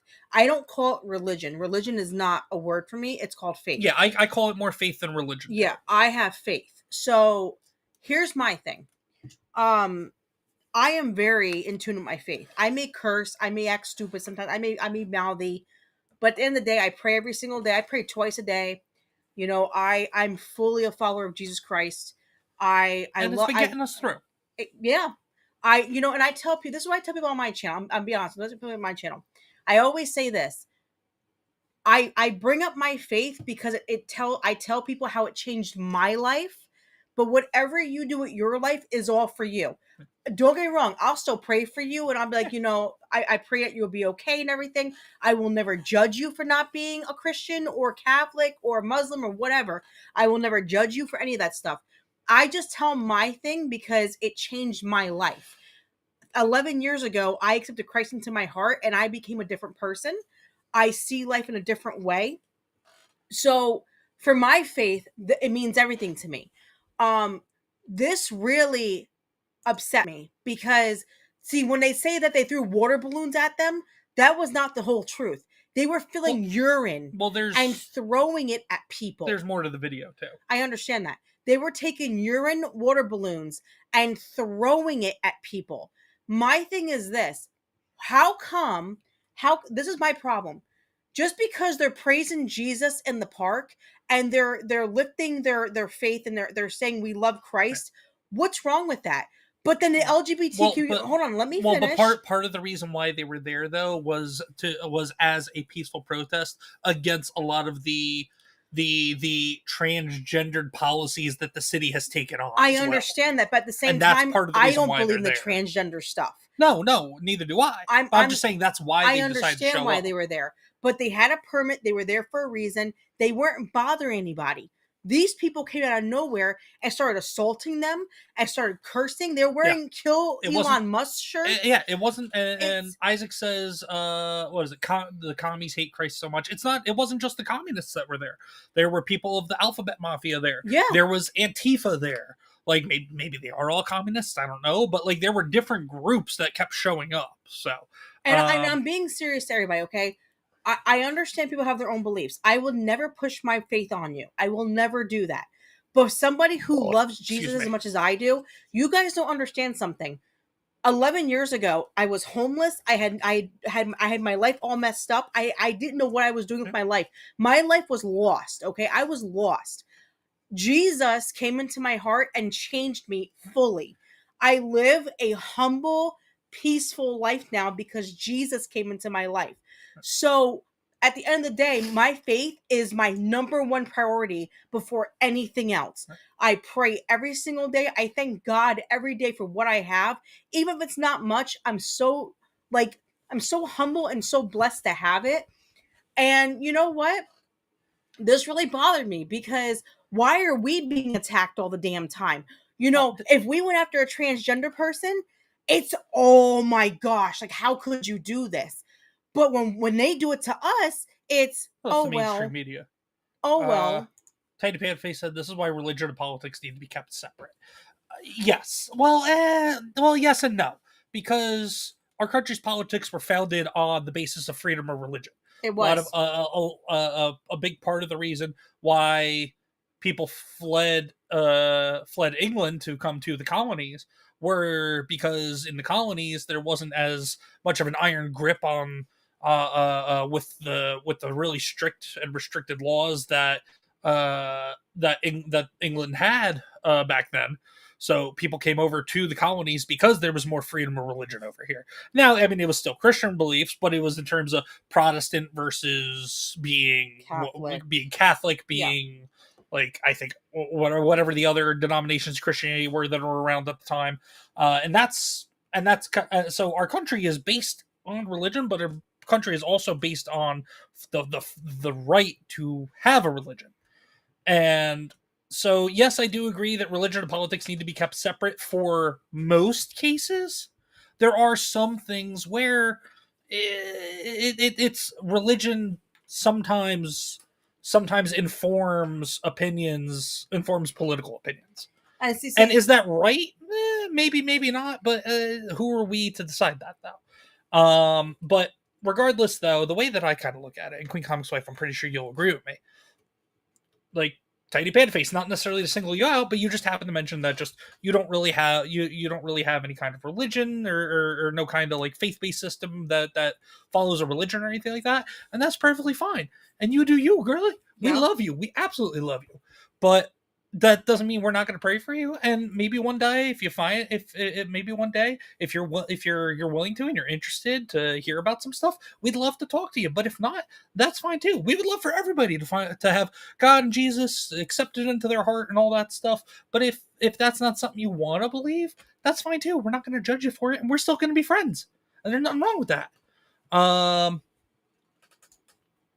Tiny Panface says, no, you give your people the freedom to practice their religion, but because we are a nation of many religions, you cannot govern the beliefs just... No, that's not necessarily what I was saying. I was talking about the core, the basis of the country. Yes, no, now there's...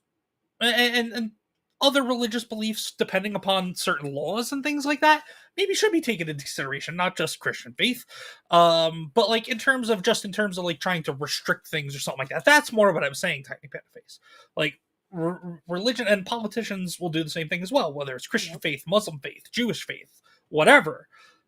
Granted, the almighty dollar is what the almighty backroom dollar is what guides most of the politicians, but their faith system also guides them as well. So, I mean, yes, separation of religion and politics, ideally, in a perfect world, would be great. But that's not the reality that we live in. That's kind of what I'm saying, Tiny Panface. I know we have more of this video to go through, but Patty Quinn said on Facebook, my uncle on my mom's side and I love to mess with my mom on Facebook by posting something about Trump or what the Republicans say. Yeah. The old white liberals on Facebook are psychotic. Isaac said, if you ever want to come on a political specific show, I know a guy. Yeah, Isaac, if you ever want to, man, let me know. I'll come on. It's all good, dude. I know I gotta have you on at some point too, brother. Amen.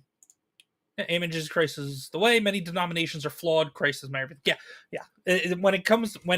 When regardless of the faith-based system, whether it's Judaism or Christianity or Buddhism or Taoism or whatever, if it breaks down into multiple sects and the multiple factions of a faith-based system, that's when that faith-based system begins to break down and eat itself. Kind of like how the Democrats are eating themselves.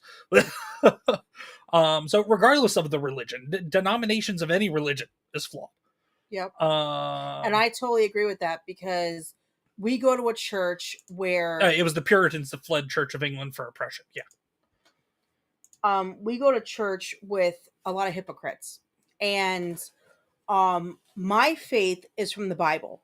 Yeah. I don't base my faith out of church. I base it off what I read in the Bible. And the church that we go to is non-denominational, so like that's a plus. But there are people there that still think they're all high and mighty and they're judgmental of others. So, but we don't go for that. We don't go to interact with the people. We go to hear the message, and that's about it. Yep. So, Anyway, let's get back into the video. Threatened and irritated by anybody else who has an opposing message. So Russell Johnson with Pursuit Church was one of several pastors from Seattle participating with their congregations. the mayor's trying to declare a state of emergency to shut down the event, but we're not going anywhere. He says some of his volunteers were assaulted during the melee. We've got people with bloody faces. That's his worship pastor, Michael Leidy, stopping a man from crashing the gathering. It's absolutely crazy. As the day progressed, another group of trans activists marched into the park, adding to the number of people targeting followers of Jesus Christ with nasty messages, vile curse words, and full-blown. That's the left's playbook. You don't believe in what we believe in. You say something we don't like, or you do something we don't like. You're a fascist. You're a fascist. You're a Yahtzee. And Tiny Pan-Faced Lady. I hope I didn't chase you. You're my friend. You're QueenComixWife's friend, and you're a friend of the channel as well. But even outside the channel, we see you as a friend. So hopefully, we didn't drive you away from the stream with all this. No, and I don't want that to ever come between us, because at the end of the day, we both have our own beliefs, and that's awesome. Like, that's what makes us good friends, because that's how you become good friends, is you have your own differences. And honestly, I love you for who you are, and that's never going to change. Yeah. But and not saying Tiny Pan-Face said anything. She didn't. I was just reading back over again. No. I'm still here. LOL. No, good. No, I was just rereading your comment from before, and I just wanted to make sure that you were like, no, we're not arguing with you or anything like that. If anything, I agree with you. It's just that's not the reality of the situation, and I'm a realist, so I look at the reality of the situation. Well, and that's kind of where I was going with all that. But but this is their playbook, though, by calling them fascists. Yes, you were saying. So, no, I want to say this. Like, this is where it bothers me, because, like I said, I don't push my faith on anybody. I keep it to myself. I believe in what I believe in, and I live my life the way Jesus wants me to. That's how I do everything. Now, here is my problem with all of this.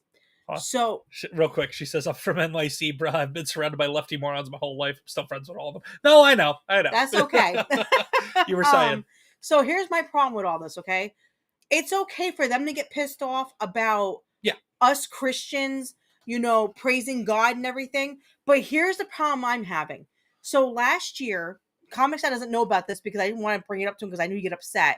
Last year, I was at the school with my daughter. I picked her up early.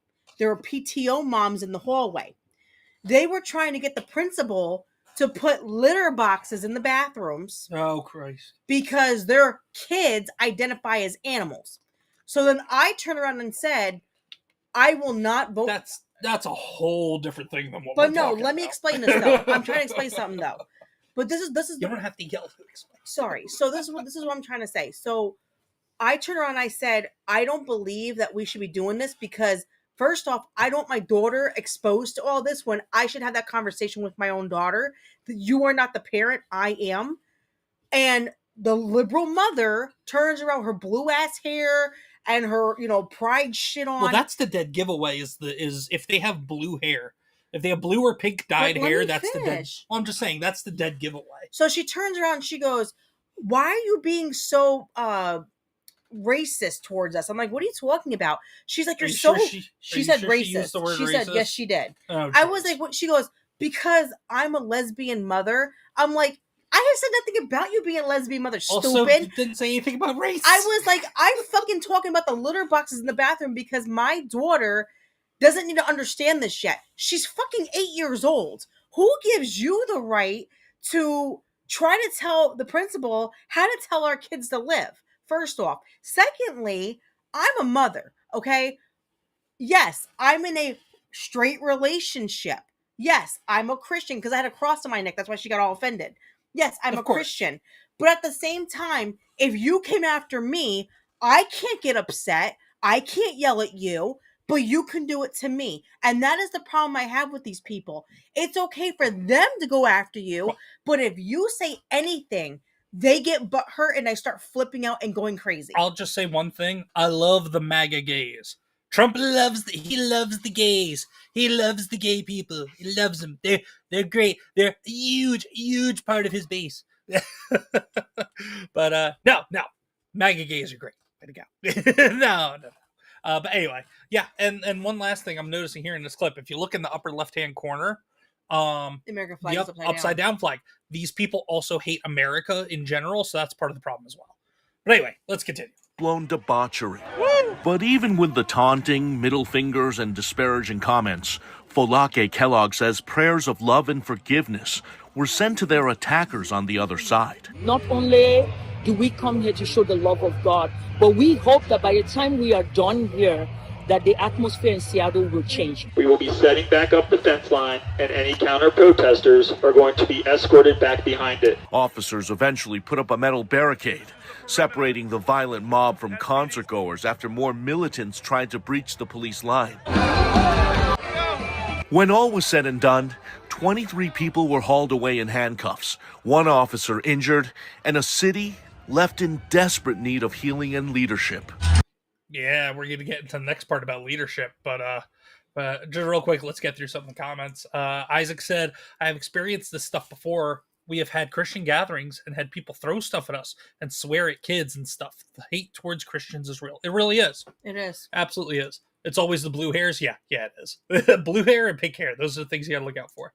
Shauna says, it drives me crazy because they are the first people to, who say everyone has a right to their own opinion, but they are the first to also say your opinion is wrong if you don't agree with theirs. That's right. Yep. Tiny Panda Face says, mega gays are the best. The leave Britney alone dude is a trans MAGA woman now. Is he? Is he really? Oh my god. I remember the leave Britney alone video. Wow. Let's continue. Yeah, but leadership, and they mentioned leadership specifically because they're going to go into this ridiculous, crazy asshole mayor.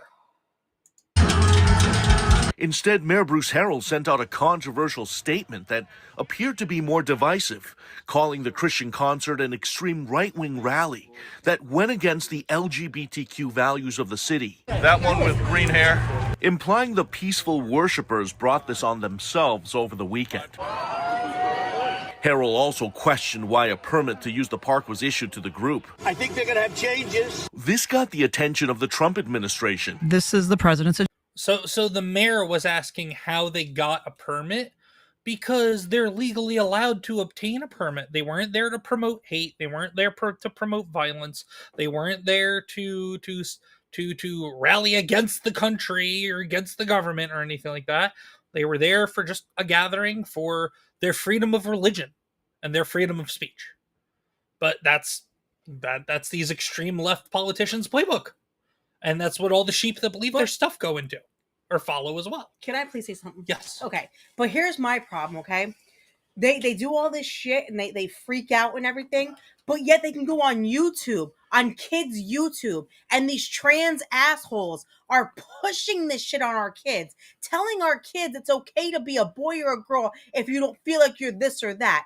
No, that's not how that shit works. And there are school administrators that try to keep it from parents, especially in some more Yep. of these, in some more of these extreme deep blue school districts as well. Listen, this is how I always felt this way, even not as a Christian. Even not as a Christian, I'm going to say this. There are two genders, male or female. It's common sense. You cannot be a woman and turn to a man, or a man turns into a woman. First off, a man cannot bleed. First off. Secondly, a man can't get pregnant. Third, a man doesn't have real boobs. He gets implants or he's fat. We actually, oh, where was it? We actually kind of. No, that's implants. No, I know. That's what you're. My problem is. Where was it? It was somewhere. I don't know. I am so tired of all this being pushed on my children. It's not funny. There's this one guy, I forgot what his name was, but he's a fucking pedophile. He must be. And I think his name is Jeff something. We just let you know, for the YouTube side of things, we say PDF file. Fine, PDF file, whatever the hell you want to call him. So, but you still gotta learn the YouTube lingo, or else YouTube is gonna strike your shit. But he gets on there, in this case, my shit, and he goes, "Oh, it's okay if you're a boy and you want to be a girl." No, motherfucker, I will hunt you down. There we go. Those are implants. Dude with implants. Not real. Not real. That's a dude.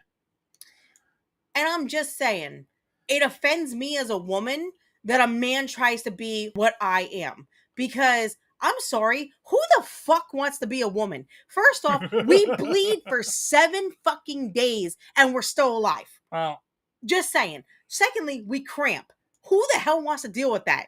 Third, we have to push your fucking kids out. Do you know how much that fucking hurts? That's like a lemon coming out of a watermelon coming out of a fucking lemon. Stop yelling. Okay? Being a woman. Stop yelling. Shut up. Being a woman You're yelling. sucks balls. Okay? It sucks balls. Being a woman is the worst thing. When I get to heaven, me and Eve are gonna have a whole conversation because she fucked up. Okay? Stop yelling into the microphone. Whatever. Anyway, so my problem is I'm so tired of these people pretending to be what they are not. You can't be a woman. Stop wearing a fucking dress and pretending to have tits and pretend to act like you are a fucking woman. Well, and most of the people there weren't even part of the T in the LGB whatever alphabet mob. It doesn't matter. They weren't even there, but they're there because for whatever reason they back it and support it. So they're just as delusional as the people that think they're opposite of what they actually are. But yeah. Anyway, go ahead. Sorry. No, you're good. You're good. This is a thing tonight. Shauna says, "Ooh, can I be present for that combo, Queen? I'll bring the popcorn." Which combo? Probably the one about just you are what you are, like you were saying. Oh yeah, Shauna, you can come watch me. I'll lose it on people. Listen, this is how I feel. The conversation with Eve. Yeah. Oh yeah, definitely. Hell yeah, you can come sit with me. Well, because trust me, that bitch can have a big talking to. Because of her, we have to go through all this pain and stuff. It's not fair. It is not fair that we have to deal with that now. And real quick before we continue with the video, everybody, all 16 people between YouTube and Rumble, thank you so much for hanging out tonight. We appreciate it. Please hit the like button. People because of me. It is what it is. Please hit the like button on the streams. If you're over on YouTube and you haven't done so yet, please subscribe. Rumble, if you're over on Rumble and you haven't done so yet, please hit the follow button. Also, please go support QueenComixWife on her YouTube and Rumble channels as well. And I will say this though, okay? If you are trans, I have nothing against you. Just don't push it. I don't care what you do. Don't push it on me. That's all I care about. Listen, my tattoo artist, I will admit this right now. My tattoo artist is a transsexual. Right? Is that how you say it? Transgender. Oh, transgender, sorry. But whatever. It went from a girl to a boy, okay? Now here, listen. And I have all the respect for that person because he doesn't push it on me, doesn't treat me differently, and respects my religion. And also respectfully told us that he used to be a woman and now identifies as a man and all that stuff. It's all about being respectful. It's all about being non-in-your-face, non-pushy about it. So I have no problem. Listen. If she wants to be called he, I will call her he when I am in their presence, just because I'm being respectful because they asked. Not because they're getting upset, not because they're demanding it, but just, hey, just to let you know, this is what I went through, this is blah blah blah, this is my situation now. And also he does good work. Does great work. Yeah. I mean, he did this. He made this for me. And you know what? When he did it, he even said, I have nothing. Oh, I can't. Hold on. There we go. There's white and purple in the ribbon on the cross, but when he did it, he even said, "This is because you love your thing. I do this because you respect me and I respect you." I said, "You're right. I have nothing against him. He did nothing to me. When I go in there, he has a very nice conversation with me, very kind. Ask me how everything's going. You know, I pray for him all the time, and he's okay with it. Great guy. Okay." I call him a guy because he doesn't push it in my face. So I am nice enough, you know, and I respect him where I'm not going to be that way. But my problem are the ones that push it on you. Yeah. The ones like when I was at the gas station, the dude came up to me and tried to hit on me and said, "Oh, I'm a girl now" and shit. That makes me uncomfortable. Stop pushing. Why do I have to? Okay, let me ask this question. Why do I have to validate what the fuck you are? If you think you're a woman, why do I have to validate that? I don't have to validate you. You should know instead of asking people to tell you what you are. Because that means if you're like that, you should be in a psych ward and on medication for being mentally ill. Mm-hmm. I'm just saying. Sorry. Go ahead, No, Dad, you're good. You're probably going to lose people because of my mouth. But you know what? I'm not going to stop. Listen. Maybe curb the language a little bit. But... Listen, I'm just saying this, okay? This is how much I am to my faith, all right? I'm being completely honest. I respect whoever does whatever. But if you put a gun in my head and tell me either accept Christ or either deny Christ or I'm going to kill you, bitch, pull the trigger. Pull it. Because there's no way I will ever deny my Savior ever again. So, these people can say what they want. Y'all can do what you want. I don't care. I know what I want in this life. That's all that matters. But go ahead. Sorry. We've been on this for over half an hour now, and it's a 5-minute video. Yeah, go ahead. Here. It gives me anxiety. Sorry. No, I got you. Ahead. Well, this isn't the end of it either. Great. Right-wing rally that went against the LGBTQ values of the city. The LGBTQ values of the city. The city should not be getting involved in things like that. That is up to the people. Debbie Australia says, heading out to my craft group. Fun, have a great evening and catch you next time. Debbie, thank you Enjoy so much for hanging out this whole time. We appreciate it. Enjoy your craft group.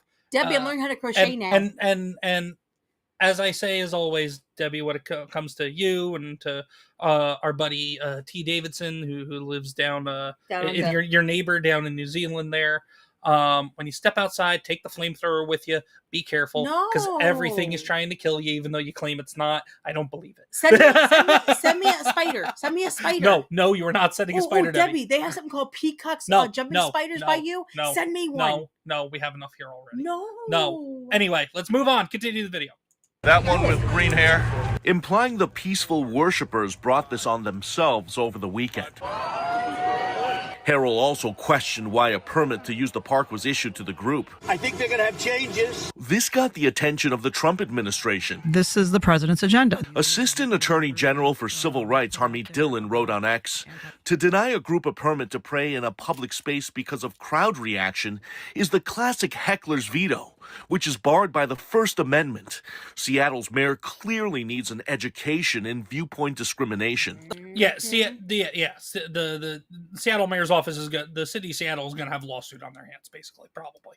The mayor of Seattle owes Christians in Washington state an apology for his bigoted remarks. Pastor Johnson eviscerated the mayor during his Sunday sermon. Church people were assaulted.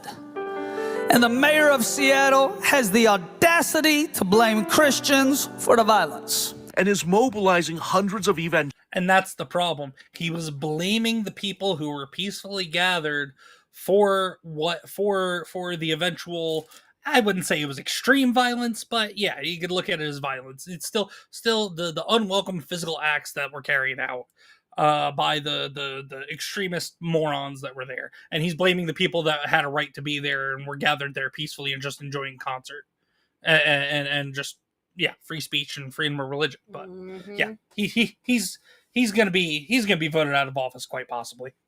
Potentially. If not, I honestly think he deserves to be brought up on charges. But damn right. But he was just stating his views. So evangelicals for a protest in front of City Hall on Tuesday. He can't be brought up on charges. It's not just us who've been assaulted. Cops have been beat up as well. Johnson says they're demanding an apology after Harrell victim-blamed Christians. No, the police know because they see it on the front lines. Who are the real agitators? The pastor says it's also time to send a strong message to political leaders in Washington state who have failed to condemn far-left violence for years. In the end, none of the Christians retaliated and were safely escorted out by police after the concert, many saying the persecution energized their faith. The Bible says this is going to happen. This is nothing new. It's something we're used to. And we just love the opportunity to love on them and share the gospel. And that is the worst part. That young man, he said it's nothing they're not used to. They're used to this. And that is the problem.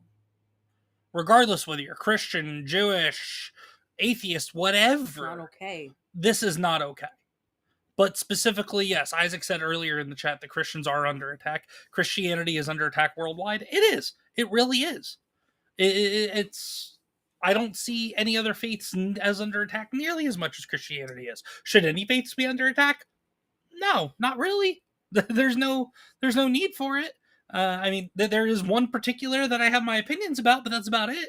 Other than that, no. I mean, peaceful peaceful religions, or people who are religious and are just being peaceful in life and doing just doing their thing, just leave them alone. Leave them alone. Hopcrop says, Web, Dreams Uncharted, whichever name I'm going to use for you, says the prince of this word will continue the persecutions until he is cast into the lake of fire forever. Is that scripture? I'll be the first to admit I am not up to date on scripture. I have my belief system. I go to church. I go to church, and I want the Bible to be told to me. The world, the prince of this world. I'm an audiobook type of person. I like comic books for a reason. I like comic books for a reason. I don't want to read. I want to look at the pictures. I'll give you a Jesus comic book.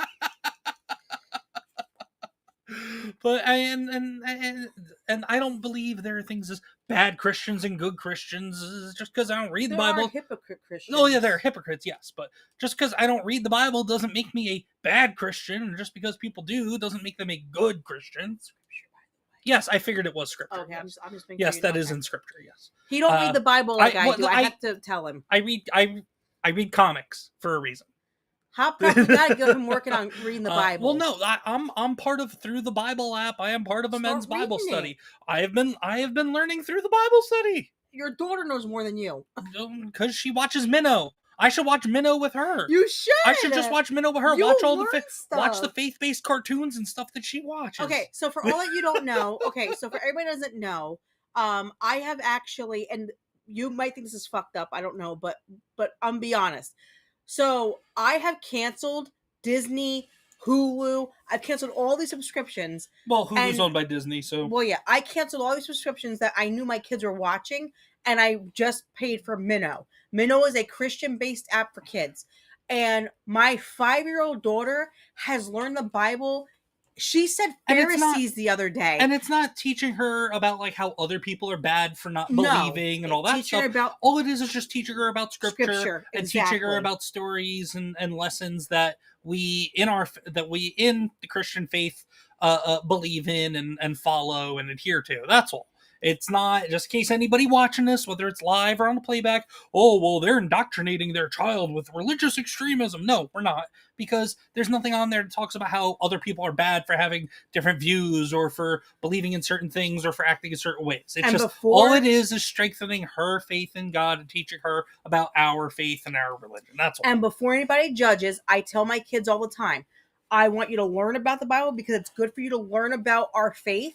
But when you get older, it is your decision on what you want to do with your life. Mm-hmm. Now, my 9-year-old daughter accepted 10. Jesus. I mean, she's 10 now. But when she was 9, 8.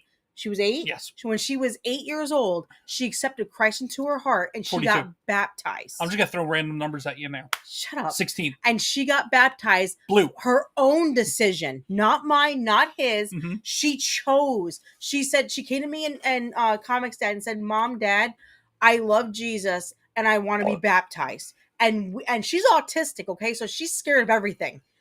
And she was scared. She was scared of being baptized because of the water. But when they explained, when she came out of that water and we went into the room to change, she said, I finally accepted Jesus into my heart. And I was so proud of her because she did it on her own.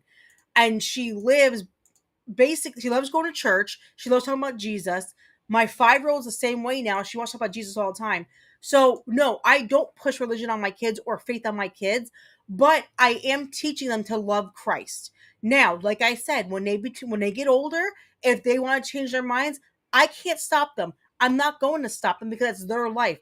But as kids, I'm going to teach them who Christ is and how much he's changed my life and Comix Dad's life and what he does for us on a daily basis. That's what I'm doing for my kids, is teaching them who Christ is. And like I said, when they get older, they make their own decisions. But I'm not going to push it on them. I just teach them. And that's what we're supposed to do as Christian parents. Teach our children about faith, about how to walk with Jesus. That is what we need to do. Mm-hmm. And I'm going to tell you, it also teaches them how to be good people when they do those things. So you may think we're pushing on them, but we're not. the reason why I pay for Minnow is because all this crap on YouTube is just brainwashing. And I got tired of my children being brainwashed. So, YouTube Kids. Yeah, definitely. YouTube Kids, Netflix, Hulu, they all have brainwashing shows on them. So I decided, you know what? Minnow. That's what we're doing. And you know what? It's working. They love it. So that's just how I parent. I'm just saying. Yeah. Anyway, let's get back. We got 10 seconds left in this, I think. And are now planning to pray even harder for Seattle. Everyone receives Jesus in a different way. That's the proper response. They're just praying for them, praying that they find guidance, that they find the peace and the peace of mind that they need, and that they have long, happy, healthy, and blessed lives. And that's the correct response. Hoping to conquer hate with the love of Christ. But yeah, that was that. So, final thoughts on all this, Queen Comics Wife? Any final thoughts? I know you had a lot to say. I'm going to say this. To the people who are involved in all of this, shame on you. Yeah. Shame on you for attacking belief, because if we did it to you, it'd be a whole thing. But you can do it to us. And you know what? Shame on you. It is disgusting. It is cruel. And you should learn to love just like we do. We could attack back, but you don't know. We pray for you. Just because we don't agree, just because we don't agree in how you live your life or anything, that's your life. Yep. Live it. Once your stuff that we may not necessarily agree with or believe in, once that encroaches into our lives or into our children's lives, that's where we're gonna have the problem. But if you're doing your thing and you're staying in your lane, that's cool. That's Listen, fine. guys, I have an aunt who's a lesbian. Okay, I pray for her every day. And I love her. And I tell her that I love her. I may not believe in what she believes and what she does with her life, but I love her because God loved me and God loves everybody. Yeah. And that is what you're supposed to do. So for all the people who sit there and do this kind of stuff and think it's okay, shame on all of you. It is sickening and sad. And I feel so bad for you that you don't know God's love. Because if you did, you would not treat people like this. Because at the end of the day, they're still people. Yeah. Just because they're Christians, they are still people. We bleed the same color. So shame on you. Mm-hmm. And just all I gotta say. Nah, I got you. And just to close this out, the one of the pastors that was involved in organizing that event, this guy here, Russell Johnson, just a few days ago, he put on his X, the mayor of Seattle tried reaching out to me via back channels. I told his people I'm happy to talk after he apologizes and retracts his bigoted statements about people of faith. He didn't hear anything. Now he releases this statement. And a statement the mayor of Seattle's office released. Quote, "We will not be intimidated by the kind of fear-mongering and divisiveness inspired by the rally and extreme rhetoric." It was people listening to modern day Christian worship music, and they were talking about how just they're praying for all the people that were there acting like animals.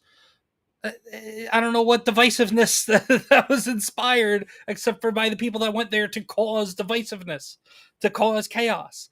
But anyway, that takes aim at our residents. And as Seattle's second black and first biracial, and at Seattle's second black and first biracial mayor, which he was referring to himself. Which race has something to do with this? Yeah. But that's the agenda. But anyway, so let's move on to something a little more. Please do, my book. Something that we can laugh at. So this account, That Star Wars Girl, Johnny Storm. This is a picture of the cast of Fantastic Four, a recent picture. So she says Johnny Storm is balding. Sue is holding the Thing's hands instead of Pedro's. I wonder why. Cough cough. And Pedro is dressed gayer than Liberace. Wow. Yeah, this is your cast for Fantastic Four, ladies and gentlemen. And Tiny Panda Face said, "I love cheese." We do too, Tiny Panda Face. We do too. But yeah. I make my own cheese now. Yeah, Pedro Pascal. And there's Vanessa Kirby is not holding his hand for a reason, because Pedro Pascal has been seen on video and it has come out that he supposedly is grabbing the hands of his female co-stars in a very creepy way when he is feeling anxious or has anxiety. And Vanessa Kirby, it looks like she is purposely not holding his hand. It looks like she is occupying her hands with her co-star to the right, who plays Ben Grimm, the Thing, specifically. I mean, unless she's holding his other hand behind the back there, which I don't know. Who knows? I don't think she is. But yeah, I do have a video. I do have a video though for Pedro Pascal regarding Pedro Pascal. Let's see. Do I have it here? I don't have it here, but I can add it. So here.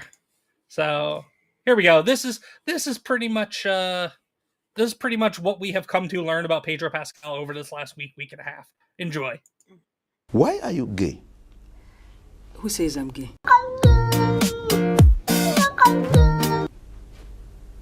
You and this outfit he has here pretty much backs that up. Queen Comics Wife, thoughts on Pedro Pascal or the Fantastic Four movie or just the Fantastic Four in general? That movie's going to hell.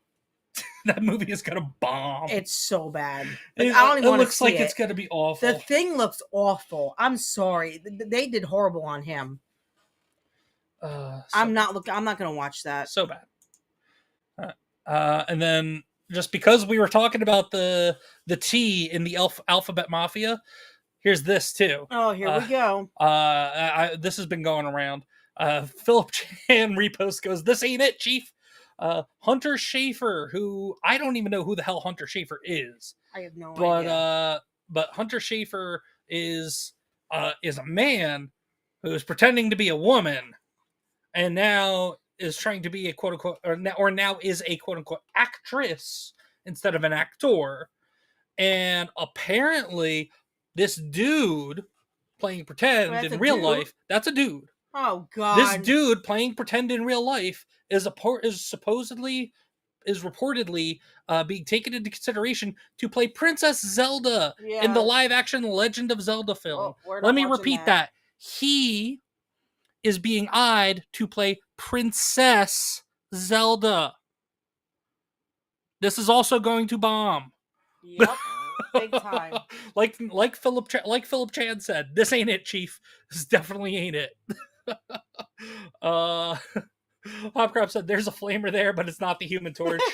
I guess we're just never going to get a good Fantastic Four movie. No. Nope, we had our chance. If they cast John Krasinski instead of Pedro Pascal, it would have been infinitely better, even if they didn't change any of the other problems with the movie.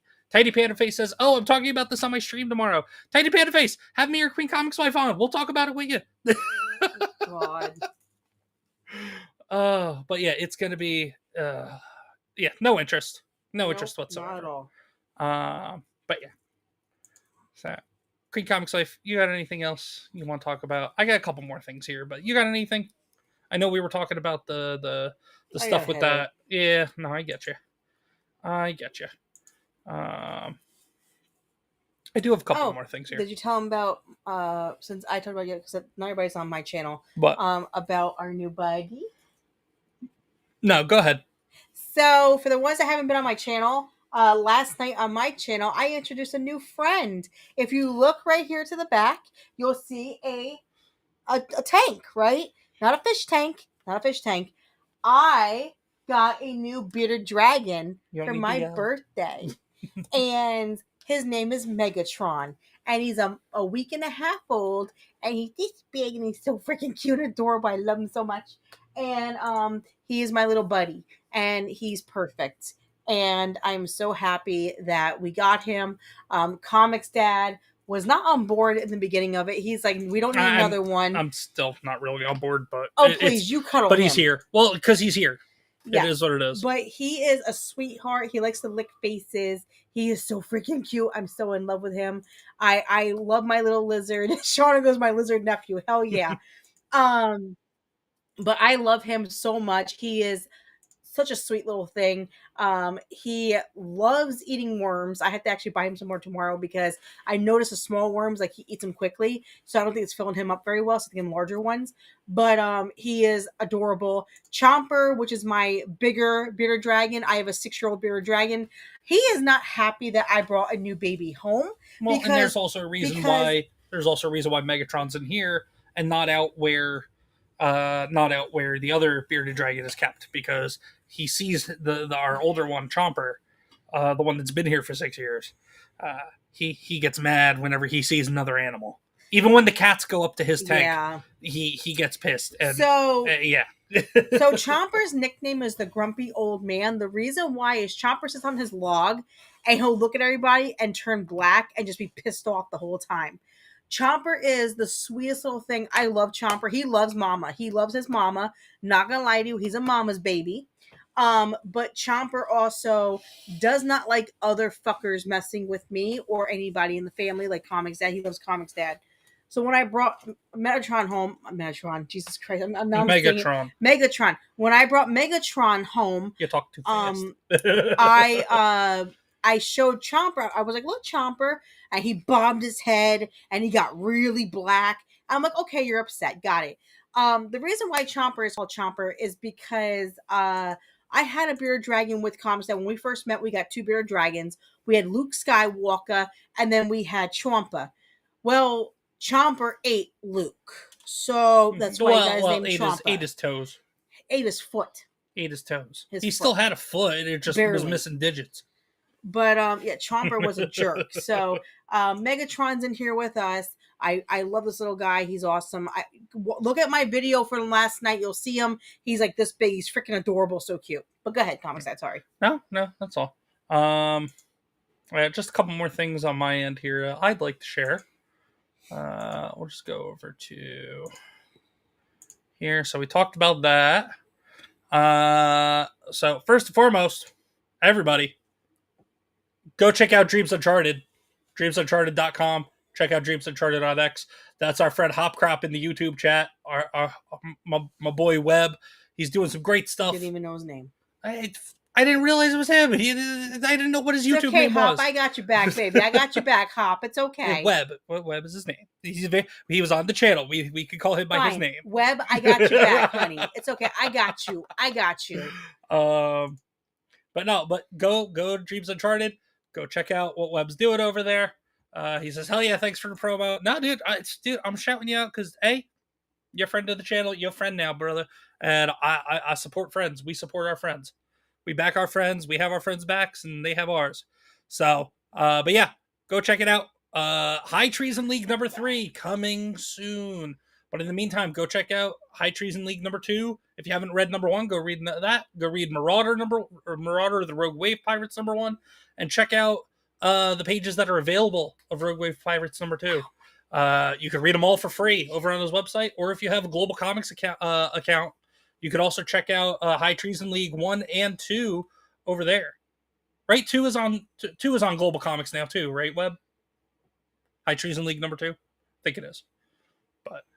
But yeah, and if you want to help support Dreams Uncharted, you can go to the website, and it looks like he's about maybe $5 or $10 away from posting a new page for Marauder number 2. And about if I had to guess based on that line, I'd say you're about maybe another $15, $20 away from being able to fund another page. Does he do the artwork? No, he has people that does the artwork. It's beautiful. Yeah. Well, and he's got QueenComixWife. I love that. That's gorgeous. QueenComixWife. I thought you were hanging out and watching that show. Shame on you. No, I'm just kidding. I'm kidding. No, I'm kidding. Marauder there. 2 is on Global Comics, and Marauder 1 is on Global Comics as well. So if anybody has a Global Comics subscription, go check out Dreams Uncharted. Let's see. What else? Since we're talking about funding comics, this I learned about yesterday, which I am very excited about. Webb says I do some of the character designs, but no book art. Yeah. Well, it looks really cool. I really think that's really neat. Just to let you know, you could read it for free. Cool. I'll do that. I don't have an account. You don't need an account. He also has it on his own website. You can read it off his website for free. Oh, nice. Okay, cool. I'll do that. But I learned about this yesterday as well. This is really cool. This is really exciting. So Mark Miller, who is very well known, not just Hollywood producer, but first and foremost comic book writer. Written many things with Marvel Comics. Also the creator and co-creator and writer of the comic book series Kick-Ass, which was turned into a movie. Along with he's also currently writing the 3-issue series out of Dark Horse, Vatican City. There's a vampire story, a vampire mini series out of Dark Horse right now. But he is teaming up with comic book legend John Romita Jr. And they are working on a new book together called Psychic Sam. Looks kind of cool. And Psychic Sam, well, basically what this is supposed to be is more or less, because he was on Nerdrotic's, the Nerdrotic Nooner yesterday talking about the book with Nerdrotic and Chris Gore and X-Ray Girl. And basically, more or less, this is supposed to be kind of the Frank Castle story that we've been wanting, except obviously it's not Frank Castle, it's not the Punisher. And the twist is he has voices in his head that tell him who's going to that somebody's going to die, and the voices tell him who the perpetrator is that's going to be the murderer. So then it becomes kind of this back and forth between, well, what are the consequences of if I kill somebody who hasn't actually done anything wrong yet? You know?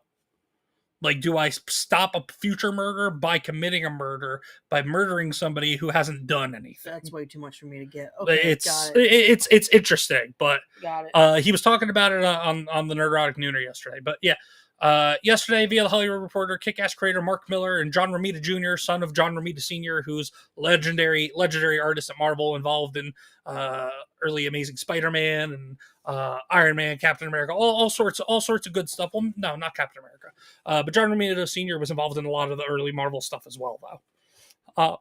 But announced they are reteaming on Psychic Sam, which is going to be a 3-volume series. A violent Minority Report-esque action series about a vigilante who hears a voice telling him the names and addresses of future murderers. It is now being crowdfunded on Kickstarter. It will be published by the new imprint Side Hustle Comics instead of Miller's Netflix-owned company Miller World. And then at the time of writing this report, which was 11:30 yesterday morning, it was published. It had already exceeded its 20,000 British pound goal, raising 22,000. By the time he was on Nerdrotic Nooner, I think it was at 23 or 24,000 British pounds. But yeah, and then also they're actually Mark Miller had revealed and announced that there is a movie version already of this story already in development as well. So not only are we going to get a new cool 3-volume comic / graphic novel, we're also going to get a movie that coincides with it. So, I mean, do I personally think that's a little ambitious, considering we haven't even gotten the actual book yet to know if we're going to like the story? Yes, but at the same time, it is Mark Miller. I am a big fan of Mark Miller. Mark Miller is a legend in my mind, especially in modern day comics. So I have faith that it will be, because he was also involved in Kick-Ass movie, but granted, the Kick-Ass movie came after he had written the Kick-Ass comics. So, but I have faith that it should be good. And then also the book should be good as well, and hopefully we get John Romita Jr. At his best, and not kind of the stuff that he's been doing, that Marvel has been wanting him to do. Because honestly, I have not been a fan of John Romita Jr.'s work on the Amazing Spider-Man over in the last volume. Was not a fan. Yeah. Unfortunately. But that's also kind of, he does what Marvel wants him to do. So, but yeah. So QueenComixWife, just hearing about what you've heard about this, what do you think? Interesting? Kind of not your thing? Not my thing. I mean, because there is sort of a supernatural element. Yeah, I'll give it a chance. It may not be my thing, but I'll give it a chance. Well, this is currently crowdfunding on Kickstarter. I think it's a 30-day campaign. Okay. So hopefully we'll have the funds. We can back one copy of it.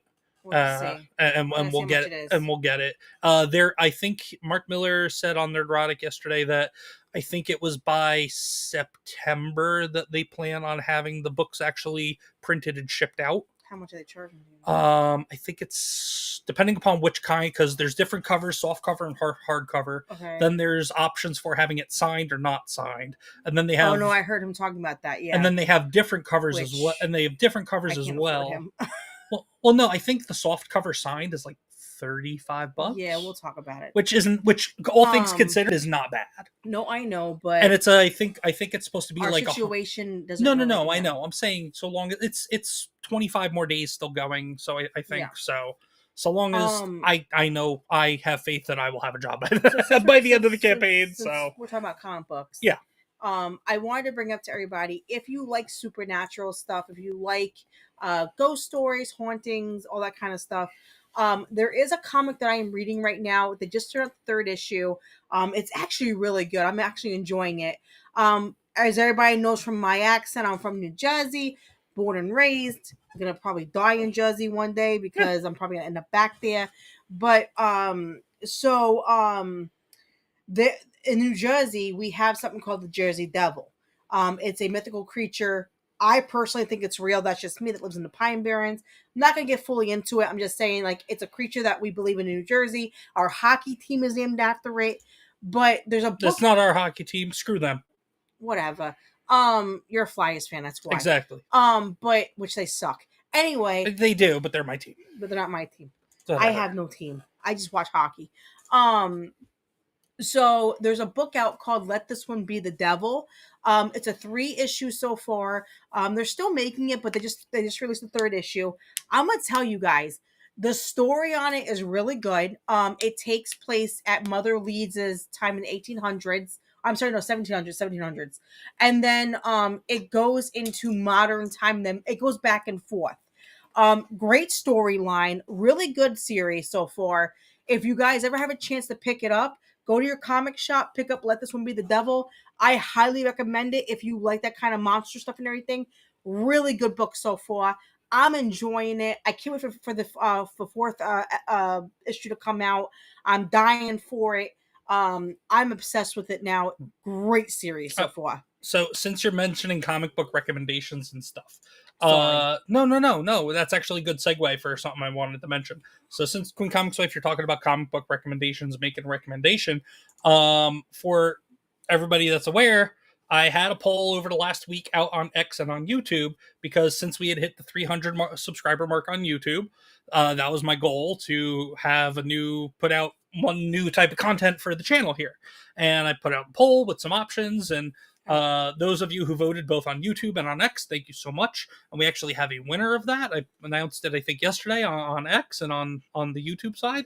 Oh, that's right. But I want to show this stuff. Go ahead. So basically, the new content that we are going to be doing here on the Comics Dad channel, it's as of right now, it's going to be a live show. Whether it's weekly, bi-weekly, or monthly, I don't know yet.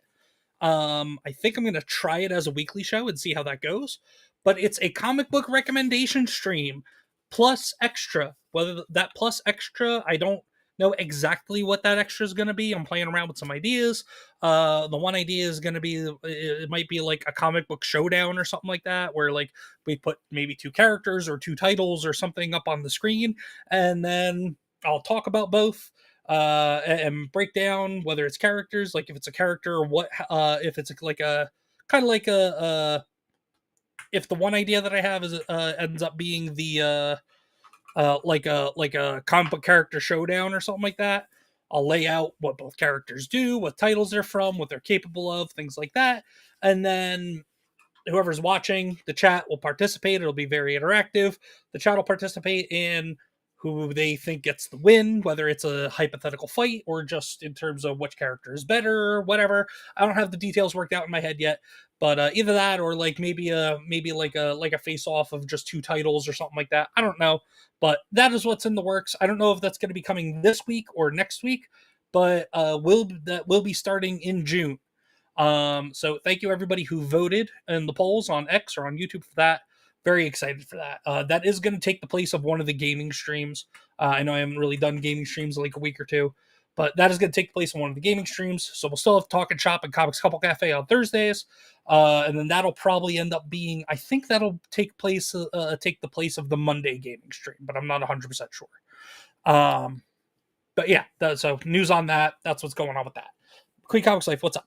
So for my channel, for those that don't know, I cook on my channel. I've been cooking videos. So I was cleaning the bedroom, and you know sometimes when your husband buys you some nice stuff and you forget about it because you put it somewhere and forget about it. So I'm going through our stuff, and I'm like, "Oh, you bought this for me. I completely forgot." Yeah, I was upset that you. Yeah, I know. So, yeah, I was pretty upset by that. So because I put a lot of thought into that. Okay, gift. Can you give me a minute? So I can I'm just explain to saying. people, please? I'm just saying. Stop talking. Oh, you're one to talk. Stop talking. Oh, you're one to say Anyway, that. Oh, so I put a lot of thought into getting that. For you. So this is how it goes. Okay, so for you know us as a couple. We love One Piece, one of our favorite animes. So if you see right here, I have Sanji, and then I have Brooke. Oh crap! What? Ah, you hurt my arm. I have Brooke, then Sanji. Brooke, Sanji. Not Sanji, Sanji. Shut up, okay? I'm just talking. So Comics Dad, was it Christmas? It was birthday? Valentine's Day. No, it was Christmas. It Christmas. wasn't but here's the thing, guys. Here's the thing, guys. It wasn't even Christmas of this past year. It was Christmas of 23. It was Christmas 2023. Okay, it wasn't hold on. So for over a year, for almost a year and a half. This thing that I got her has been sitting in God knows where in our bedroom. And she has not looked at it or opened it. Oh, thank you, Tiny. Thank you. I'm trying. Trust me, I'm trying Weight really loss is hard. super noticeable. Yeah, mine is not. Mine is not. But no, so Comics Dad bought me the Sanji cookbook. So here's the thing, okay? So I made a decision. I'm going to try doing a few recipes out of my channel. Here is the problem, though. I got to find an Asian how do you say Asian market? An Asian market, because... Not market. Whatever. I got to find an Asian market because there's some stuff in here that they don't got in the grocery store. So I got to find, like there's a few things you got to find. One of them is what kind of mushrooms are they again? Shiitake mushrooms. So you can get those at a grocery store. You cannot, not ours. I have to go to Asian market. There's certain noodles that I need. I guarantee you, either a Trader Jack's or a Whole Foods will sell shiitake mushrooms. Whole Foods, I'm just saying. Anyway, so if I gotta find an Asian market. I'll find an Asian market. Because Lancaster probably has one. But no, so I'm going to go to an Asian market and I'm going to pick up some of the recipes for this, some of the ingredients for the recipes in this. Because they got some cool stuff in here. But a lot of it is Japanese based. So it's hard because some of the food I had to find. Some of it is. A lot of it is just very practical, or just very practical recipes that are inspired by meals that we see the character of Sanji cook in One Piece. Of course. But look, listen. Tiny Panda Face goes, shiitake mushrooms are sold everywhere, bro. No, they're not. Not in Pennsylvania, brah.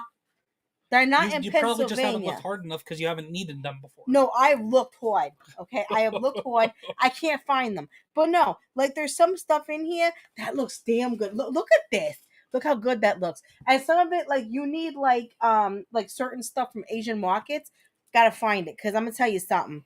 I'm gonna start using this because I found it and I'm like, oh, he bought this for me. So I'm gonna start using it and getting some different recipes out of it. There's another thing I have to find in here. I have to find a certain kind of noodle. Hopcrop Web says shiitake mushrooms aren't that strange, but my Chinese wife takes me to an international market sometimes, and there are so many ingredients out there that Americans aren't aware of. Oh yeah, and this cookbook, dude, like it tells you what you need. Like, listen. Like, I'm sorry. Well, Web, it sounds like we need to come for a visit, and your wife needs to take this one to the market. Oh my God, I'd be broke. Listen. Asian people have some good ass food. Okay, I wish I could live. Look at this. Look. These You're so excited. Octopus fritters. Okay, this is a Japanese thing, but they're not called fritters. They're actually called what are they called? I forgot what they were called. I don't know. But let me tell you something. I'm excited about doing this because let me tell you, I love Asian cuisine and I love all different kinds: Korean, Japanese, Chinese. I just lit up the space. They're all different. Like everybody, it's all different. So I know you're an Asian person, Tiny, and you know what? You need to get together so you can cook for me. Yes. Tiny Panda Face says Asian person. Yes, but you have good food. Your culture has good damn food. Well, Italians don't have good food like you guys do. Tiny Panda Face, come on out. We'll find an international market or an Asian market. And then you could teach me shit. Come on out for a visit for like a long weekend or something, because you're not that far away. You're only, I think, like 6 hours away. 5 hours away, something like that. Hopcrop, her dad should cook for you. He was a chef in the military. Oh my God, I would die. I'd be in heaven, man.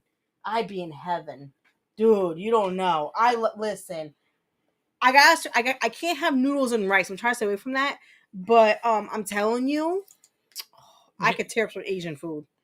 All different types. Well, part of it is portion control. You can have the noodles, you can have the rice as part of portion control. That's a big part of the problem. Here in America, we have such significantly larger portions than places like the UK, like in China and Japan and a lot of Asian countries. We are the fattest country in the world for a reason, because our portions are the biggest.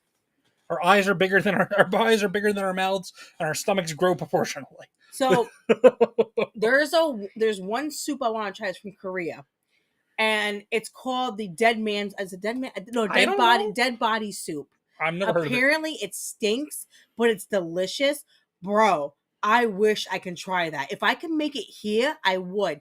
Because the thing that makes it stinky is the tofu, but I love tofu. So if I get the ingredients to make it, I would make it in a heartbeat. I want to try it so badly. Tidy Panda Face on Rumble, enoki mushrooms are a good substitution for noodles if you're cutting carbs. Ooh. Where the hell do I get those? Again, Tiny Panda Face. You're not terribly far away. You're a long car drive away, but that's about it. Let's work something out. Bring me some enoki mushrooms. Let's work something out. Because we don't have them here. We got room for you. You can come hang out. Hell yeah. You meet the Comics kids. I'll feed you. I'll feed you keto. If anything, she'll probably feed you keto. If you two go to the store, she'll probably tell you what to buy, and then you two make something together. Tiny Panda Face, come on out. Come hang out with us. What was it Hop Crop? I think when I was in China, the weirdest thing I ate was chrysalis.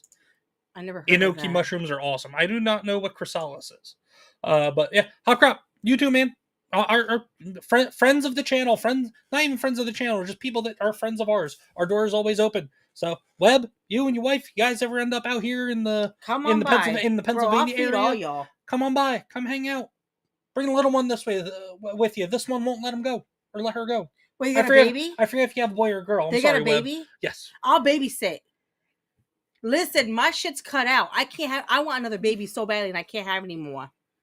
I can't have babies. I will babysit for you. You can go have fun, go date night, whatever. I love babies. No. If they're gonna come out, they're gonna come out and visit and hang out. It's not like when we go to visit my parents back in New Jersey, where they watch the kids for us because we don't have anybody to watch the kids. Then I'll fucking just hold the baby the whole time. I'll just hold the baby the whole time. He I'm says. okay with that. He says. Chrysalis is in the thing that a caterpillar uses to turn them into a butterfly. I was gonna say that word looked familiar. Tiny Panda, you are correct. Italians got pasta from China. And you know what's funny is Italians try to take that. I'm like, no, y'all got that from China. Don't lie. Italians got pizza.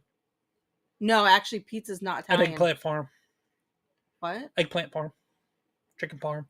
That's not really. They got mozzarella thing, cheese. You know that? They got mozzarella cheese. Oh my god! Whatever. Italians took noodles and made them awesome. No. I enjoy a good udon noodle or a good ramen. I'm gonna say this, okay? Asians have the better noodles. Fuck Italian noodles. I'm Italian. I've been Italian my whole entire life. For when it comes to Italian pasta dishes, it's all about the sauce. The type of sauce makes the dish. Asian noodles. But I'm saying for it's not. Like, yeah, but you gotta have that nice noodles from Asia. So like Korean noodles, Chinese noodles, Japanese noodles, like they are just great on their own. And I'm gonna say this Italian noodles, the various types of Italian noodles and pasta. It's all about what makes them good is the various types of sauce that you use with them. And I'm just gonna say this, okay? Jerseyans, depending on where you live, it's not gravy; it's sauce. I hate when they call it gravy. Well, put gravy on. Because that's I think the fake Italian. No, because I think the Italian translation equates to gravy. No, it doesn't. I think it does. My grandpa's from Naples, Italy. It does not translate. I think that's why they say it. Okay, no, they're just idiots. Well, then it was probably New York Italians, and they're retarded. So. Well, yeah, you're right. Don't say that because she's from New York. I said New York Italians. Oh, okay. Well, New Yorkers are mostly retarded too. Mostly. Tiny Panda, he don't mean it. He's an asshole. I said mostly. That doesn't cover her. Tiny Panda Face said, "I love all noodles and pastas with all my heart." But you can't have it anymore. Panda Simone says, "My grandson lives in China. His wife cooks with epic, authentic food. She cooked for us when they came to visit. Look at you! Oh my gosh, you're so lucky." Hop Crop. I too am of Italian descent, but Asian noodles, Mog Italian noodles. Thank you. 100%. Thank you. Part Italian, right here too. I get it. Tiny Panda Face, no proper Italian from anywhere calls it gravy. Like, thank you, Panda. Thank you. Yeah, that then must be just a retarded Guido thing. I don't know. Yeah, no. And see, Era Fate said, yeah, historically New Yorkers were better than they are now. at least in general. But here's the thing: like, if you're gonna have a good sauce on your noodle, it has to be good homemade sauce, like a grandma sauce. Like my and there's sauce various is a grandma sauce. But there's various types of sauces too. You got your red sauce. You got your Alfredo sauces. No, you Alfredo's got your nasty. Yeah. Oh, I love Alfredo sauce. I hate Alfredo I love sauce. a good Alfredo sauce. No, a good I hate creamy Alfredo. sauce. I make Alfredo for you. Yeah, I know. I love it. You got your vodka sauce. Vodka's my favorite. You got tons of different. You got tons of different different sauces. Teddy Face says, yeah, 100% a retarded thing. Yeah, can't use. I have. Oh, you can't say it? If there's a reason I don't say something, or if I don't say something, there's a reason for it. Oh, well, whatever. I said it. Whatever. Because YouTube is not a free speech platform. Gravy is for biscuits, yes, and mashed potatoes. I don't even like gravy on biscuits. I don't like biscuits though. But yeah, let's get to. I got one or two more. Oh, do you have anything else you want to talk about? No, go ahead. Anything else on your mind? No, because these things are really I have to like close out the stream. No, you're good. So I was just saying. Oh, my belly's showing. I was just saying. Oh, shock. Oh, okay. We will show this. Okay, my daughter would have a heart attack. She loved this. Daughter loves Jaws. Okay. Right. Okay. My 5-year-old daughter is demented like me. I don't have the. She likes Jaws. She likes Jurassic Park. She loves. Hell, she even likes a Leprechaun movie. Okay. Not gonna go into that, but she likes the leprechaun. She thinks he's funny. But my daughter's demented like me. We both like horror movies, which is awesome because my 5-year-old is not scared of shit. Guinea pigs. There you go. There you go. Yep. Oink, oink. So this next thing, the reason why QueenComixWife is talking about that. Let me take the white off. That's how we're lit up right now. Is because I pulled up white on the screen. It's making me have an aneurysm. Well, here. it made it so that we could be seen better. Anyway, so let's go to. Where are we at? Here we are. Memorial Day too. So, actually, our buddy who was in the chat earlier, Andy Andrew, 36 minutes ago, says, I have no nopes left with this, as he shares this post from some guy named Rob, who has over 102,000 followers on X. Memorial Day. Memorial Day boaters had a close call with a great white shark right outside Carpinteria, California. That's fucking. Yeah, that's no. That's cool. No, that's a big nope. I agree with Andrew. That's cool. That's like Jaws in live action. I agree with I agree with Andy Andrew. That is a big nope for me, dog. That's awesome. I be getting pictures galore. That is a big nope. Nope. It's that Tracy Morgan. It's that Tracy Morgan. It's that Tracy Morgan line from what was I can't even remember that movie. Tracy Morgan. Nope. What movie was that from? Now we need to know what movie that was from. So now you're gonna look. Yep.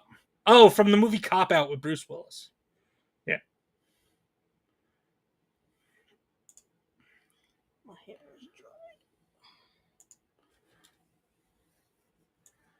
There we go. Let's pull that over to here. Yeah, this is my reaction. This is my reaction to that. Nope. No. Hell no. No. I refuse. No. No. Yeah, that is my reaction to that. That is my reaction to this. I guess they're gonna need a bigger boat. That's so scary, man. I love that. That's great. Yeah, I guess they're gonna need a bigger boat. Yep. Which I think they're re-releasing Jaws in the theaters for its 40th anniversary. Coming up here. Oh God. Yeah, no, that's not. I'm just scrolling through stuff. Let's see what's going on X. The fuck is that? So Jackie Chan and Chris want to do it, but the studios are bullshitting. The premiere of Karate Kid movie, Jackie Chan tells fans he's been waiting for the chance to make Crush. What? He should. What? I love rush hour movies. At the Chris premiere Tucker's of the Karate funny. Kid movie. All right, hold on. I gotta hear this.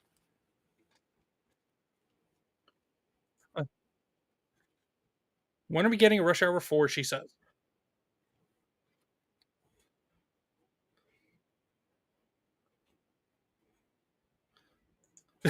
He said, ask the studio, ask the producer, ask the director. Chris and me, I've been waiting. Chris and me will be 100 years old. Oh my goodness. Can you imagine a Rush Hour 4 with Jackie Chan right now? That old. Being that old. I think it'd be great. So I want to see it. I don't think he'd do his own stunts though. Oh no. I mean, he might do some of the lighter stunts, but like he can't do things he could do 20 years ago. I love Jackie Chan. There's He's no such way. a good person. He's just a great soul. I love him. We're just scrolling through X with the chat. Let's see. Yeah, Elden Ring Night Rain is out. I have no interest in that because I don't have people to play it with. And also, from what I've seen about it, it's not worth the $40 in my mind that it's that they're charging for it. It's specifically 100% online. The game is designed for 3 players. If you don't have 3 players, it's not going to be good, or it's going to be a hard time.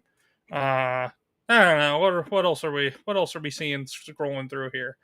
I don't know. What's this? Okay, we talked about the fact that Padme gives the Gungan King one of the lost seeing stones at the end of the Phantom Menace. It was Sauron all along. Palpatine was a pawn. That's pretty good.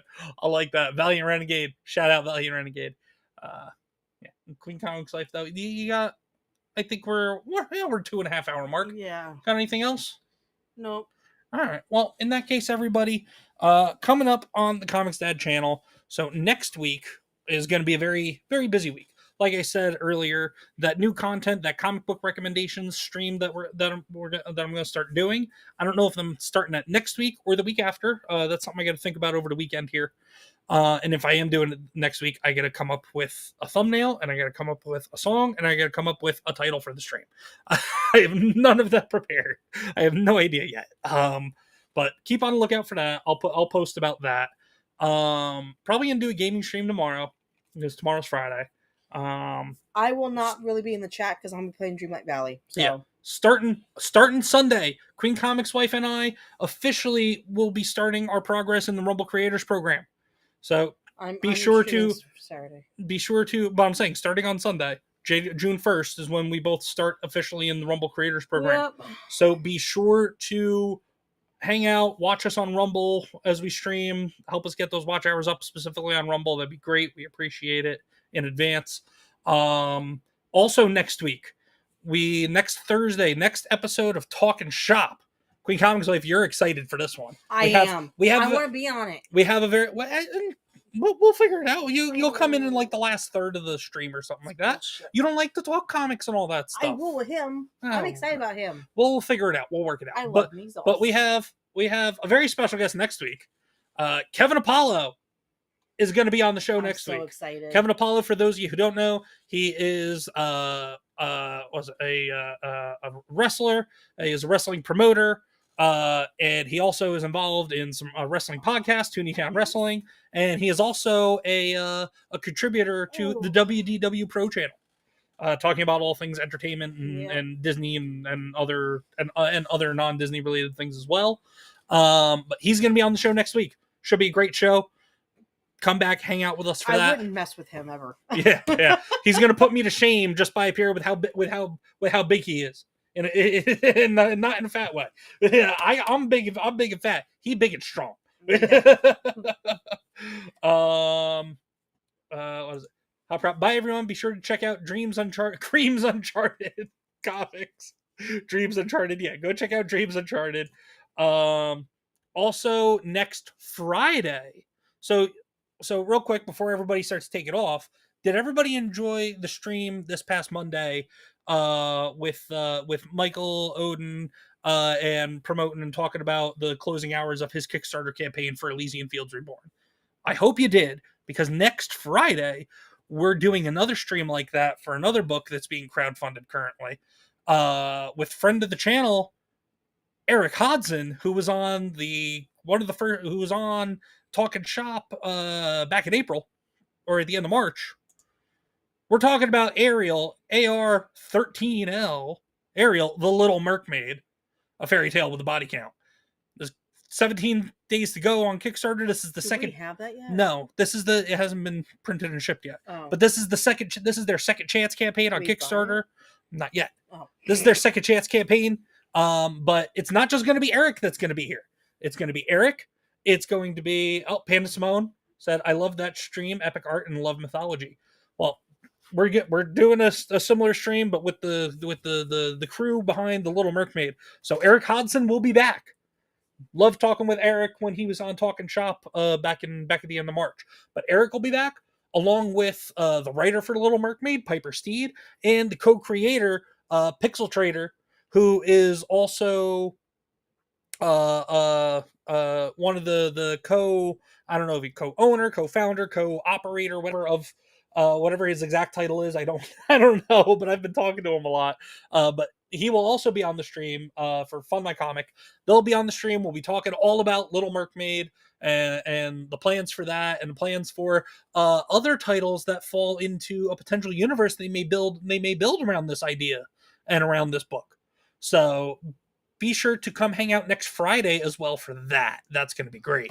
Other than that, I think that's about it. Be sure to check out QueenComixWife on YouTube and on Rumble. Subscribe and follow here. Share the streams, share the channels. Don't forget to hit the like buttons. Everybody, we appreciate you guys. QueenComixWife, do you have any closing words for everybody out there hanging out? I love you guys. Thank you for all the support and love you show both of us. You guys are amazing. We are so happy that you guys are in this community with us. In the Queen's Court and also the Comics crew. And I will be streaming on Saturday evening. And then after that, since we're starting on Sunday, I'll be streaming at least 4 times a week. But go ahead. Oh, and then Rumble folk, hang out. We are going to raid you guys over on Rumble. And let's see who's over on YouTube right now, too. Because I can't raid on YouTube, but I can at least make recommendations for you guys. I don't see anybody. Yeah, we'll do this one. Not at all. No. Oh, is he live right now? Oh, he's not live. No, he's not live. My bad. No. I thought he was. My bad. No. Okay, so YouTube folk, that link is going to take you to Smash JT, who is live right now.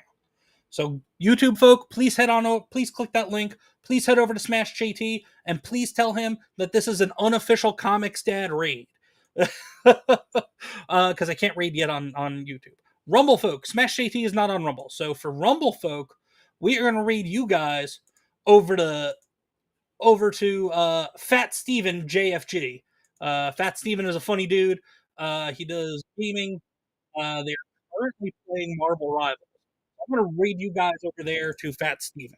So everybody, hang out. Please join the raid on Rumble, and also folks on YouTube, please go to the link I put in the chat. Please go over to Smash JT. Tell him Comics Dad sent you. Thank you so much. I appreciate you all.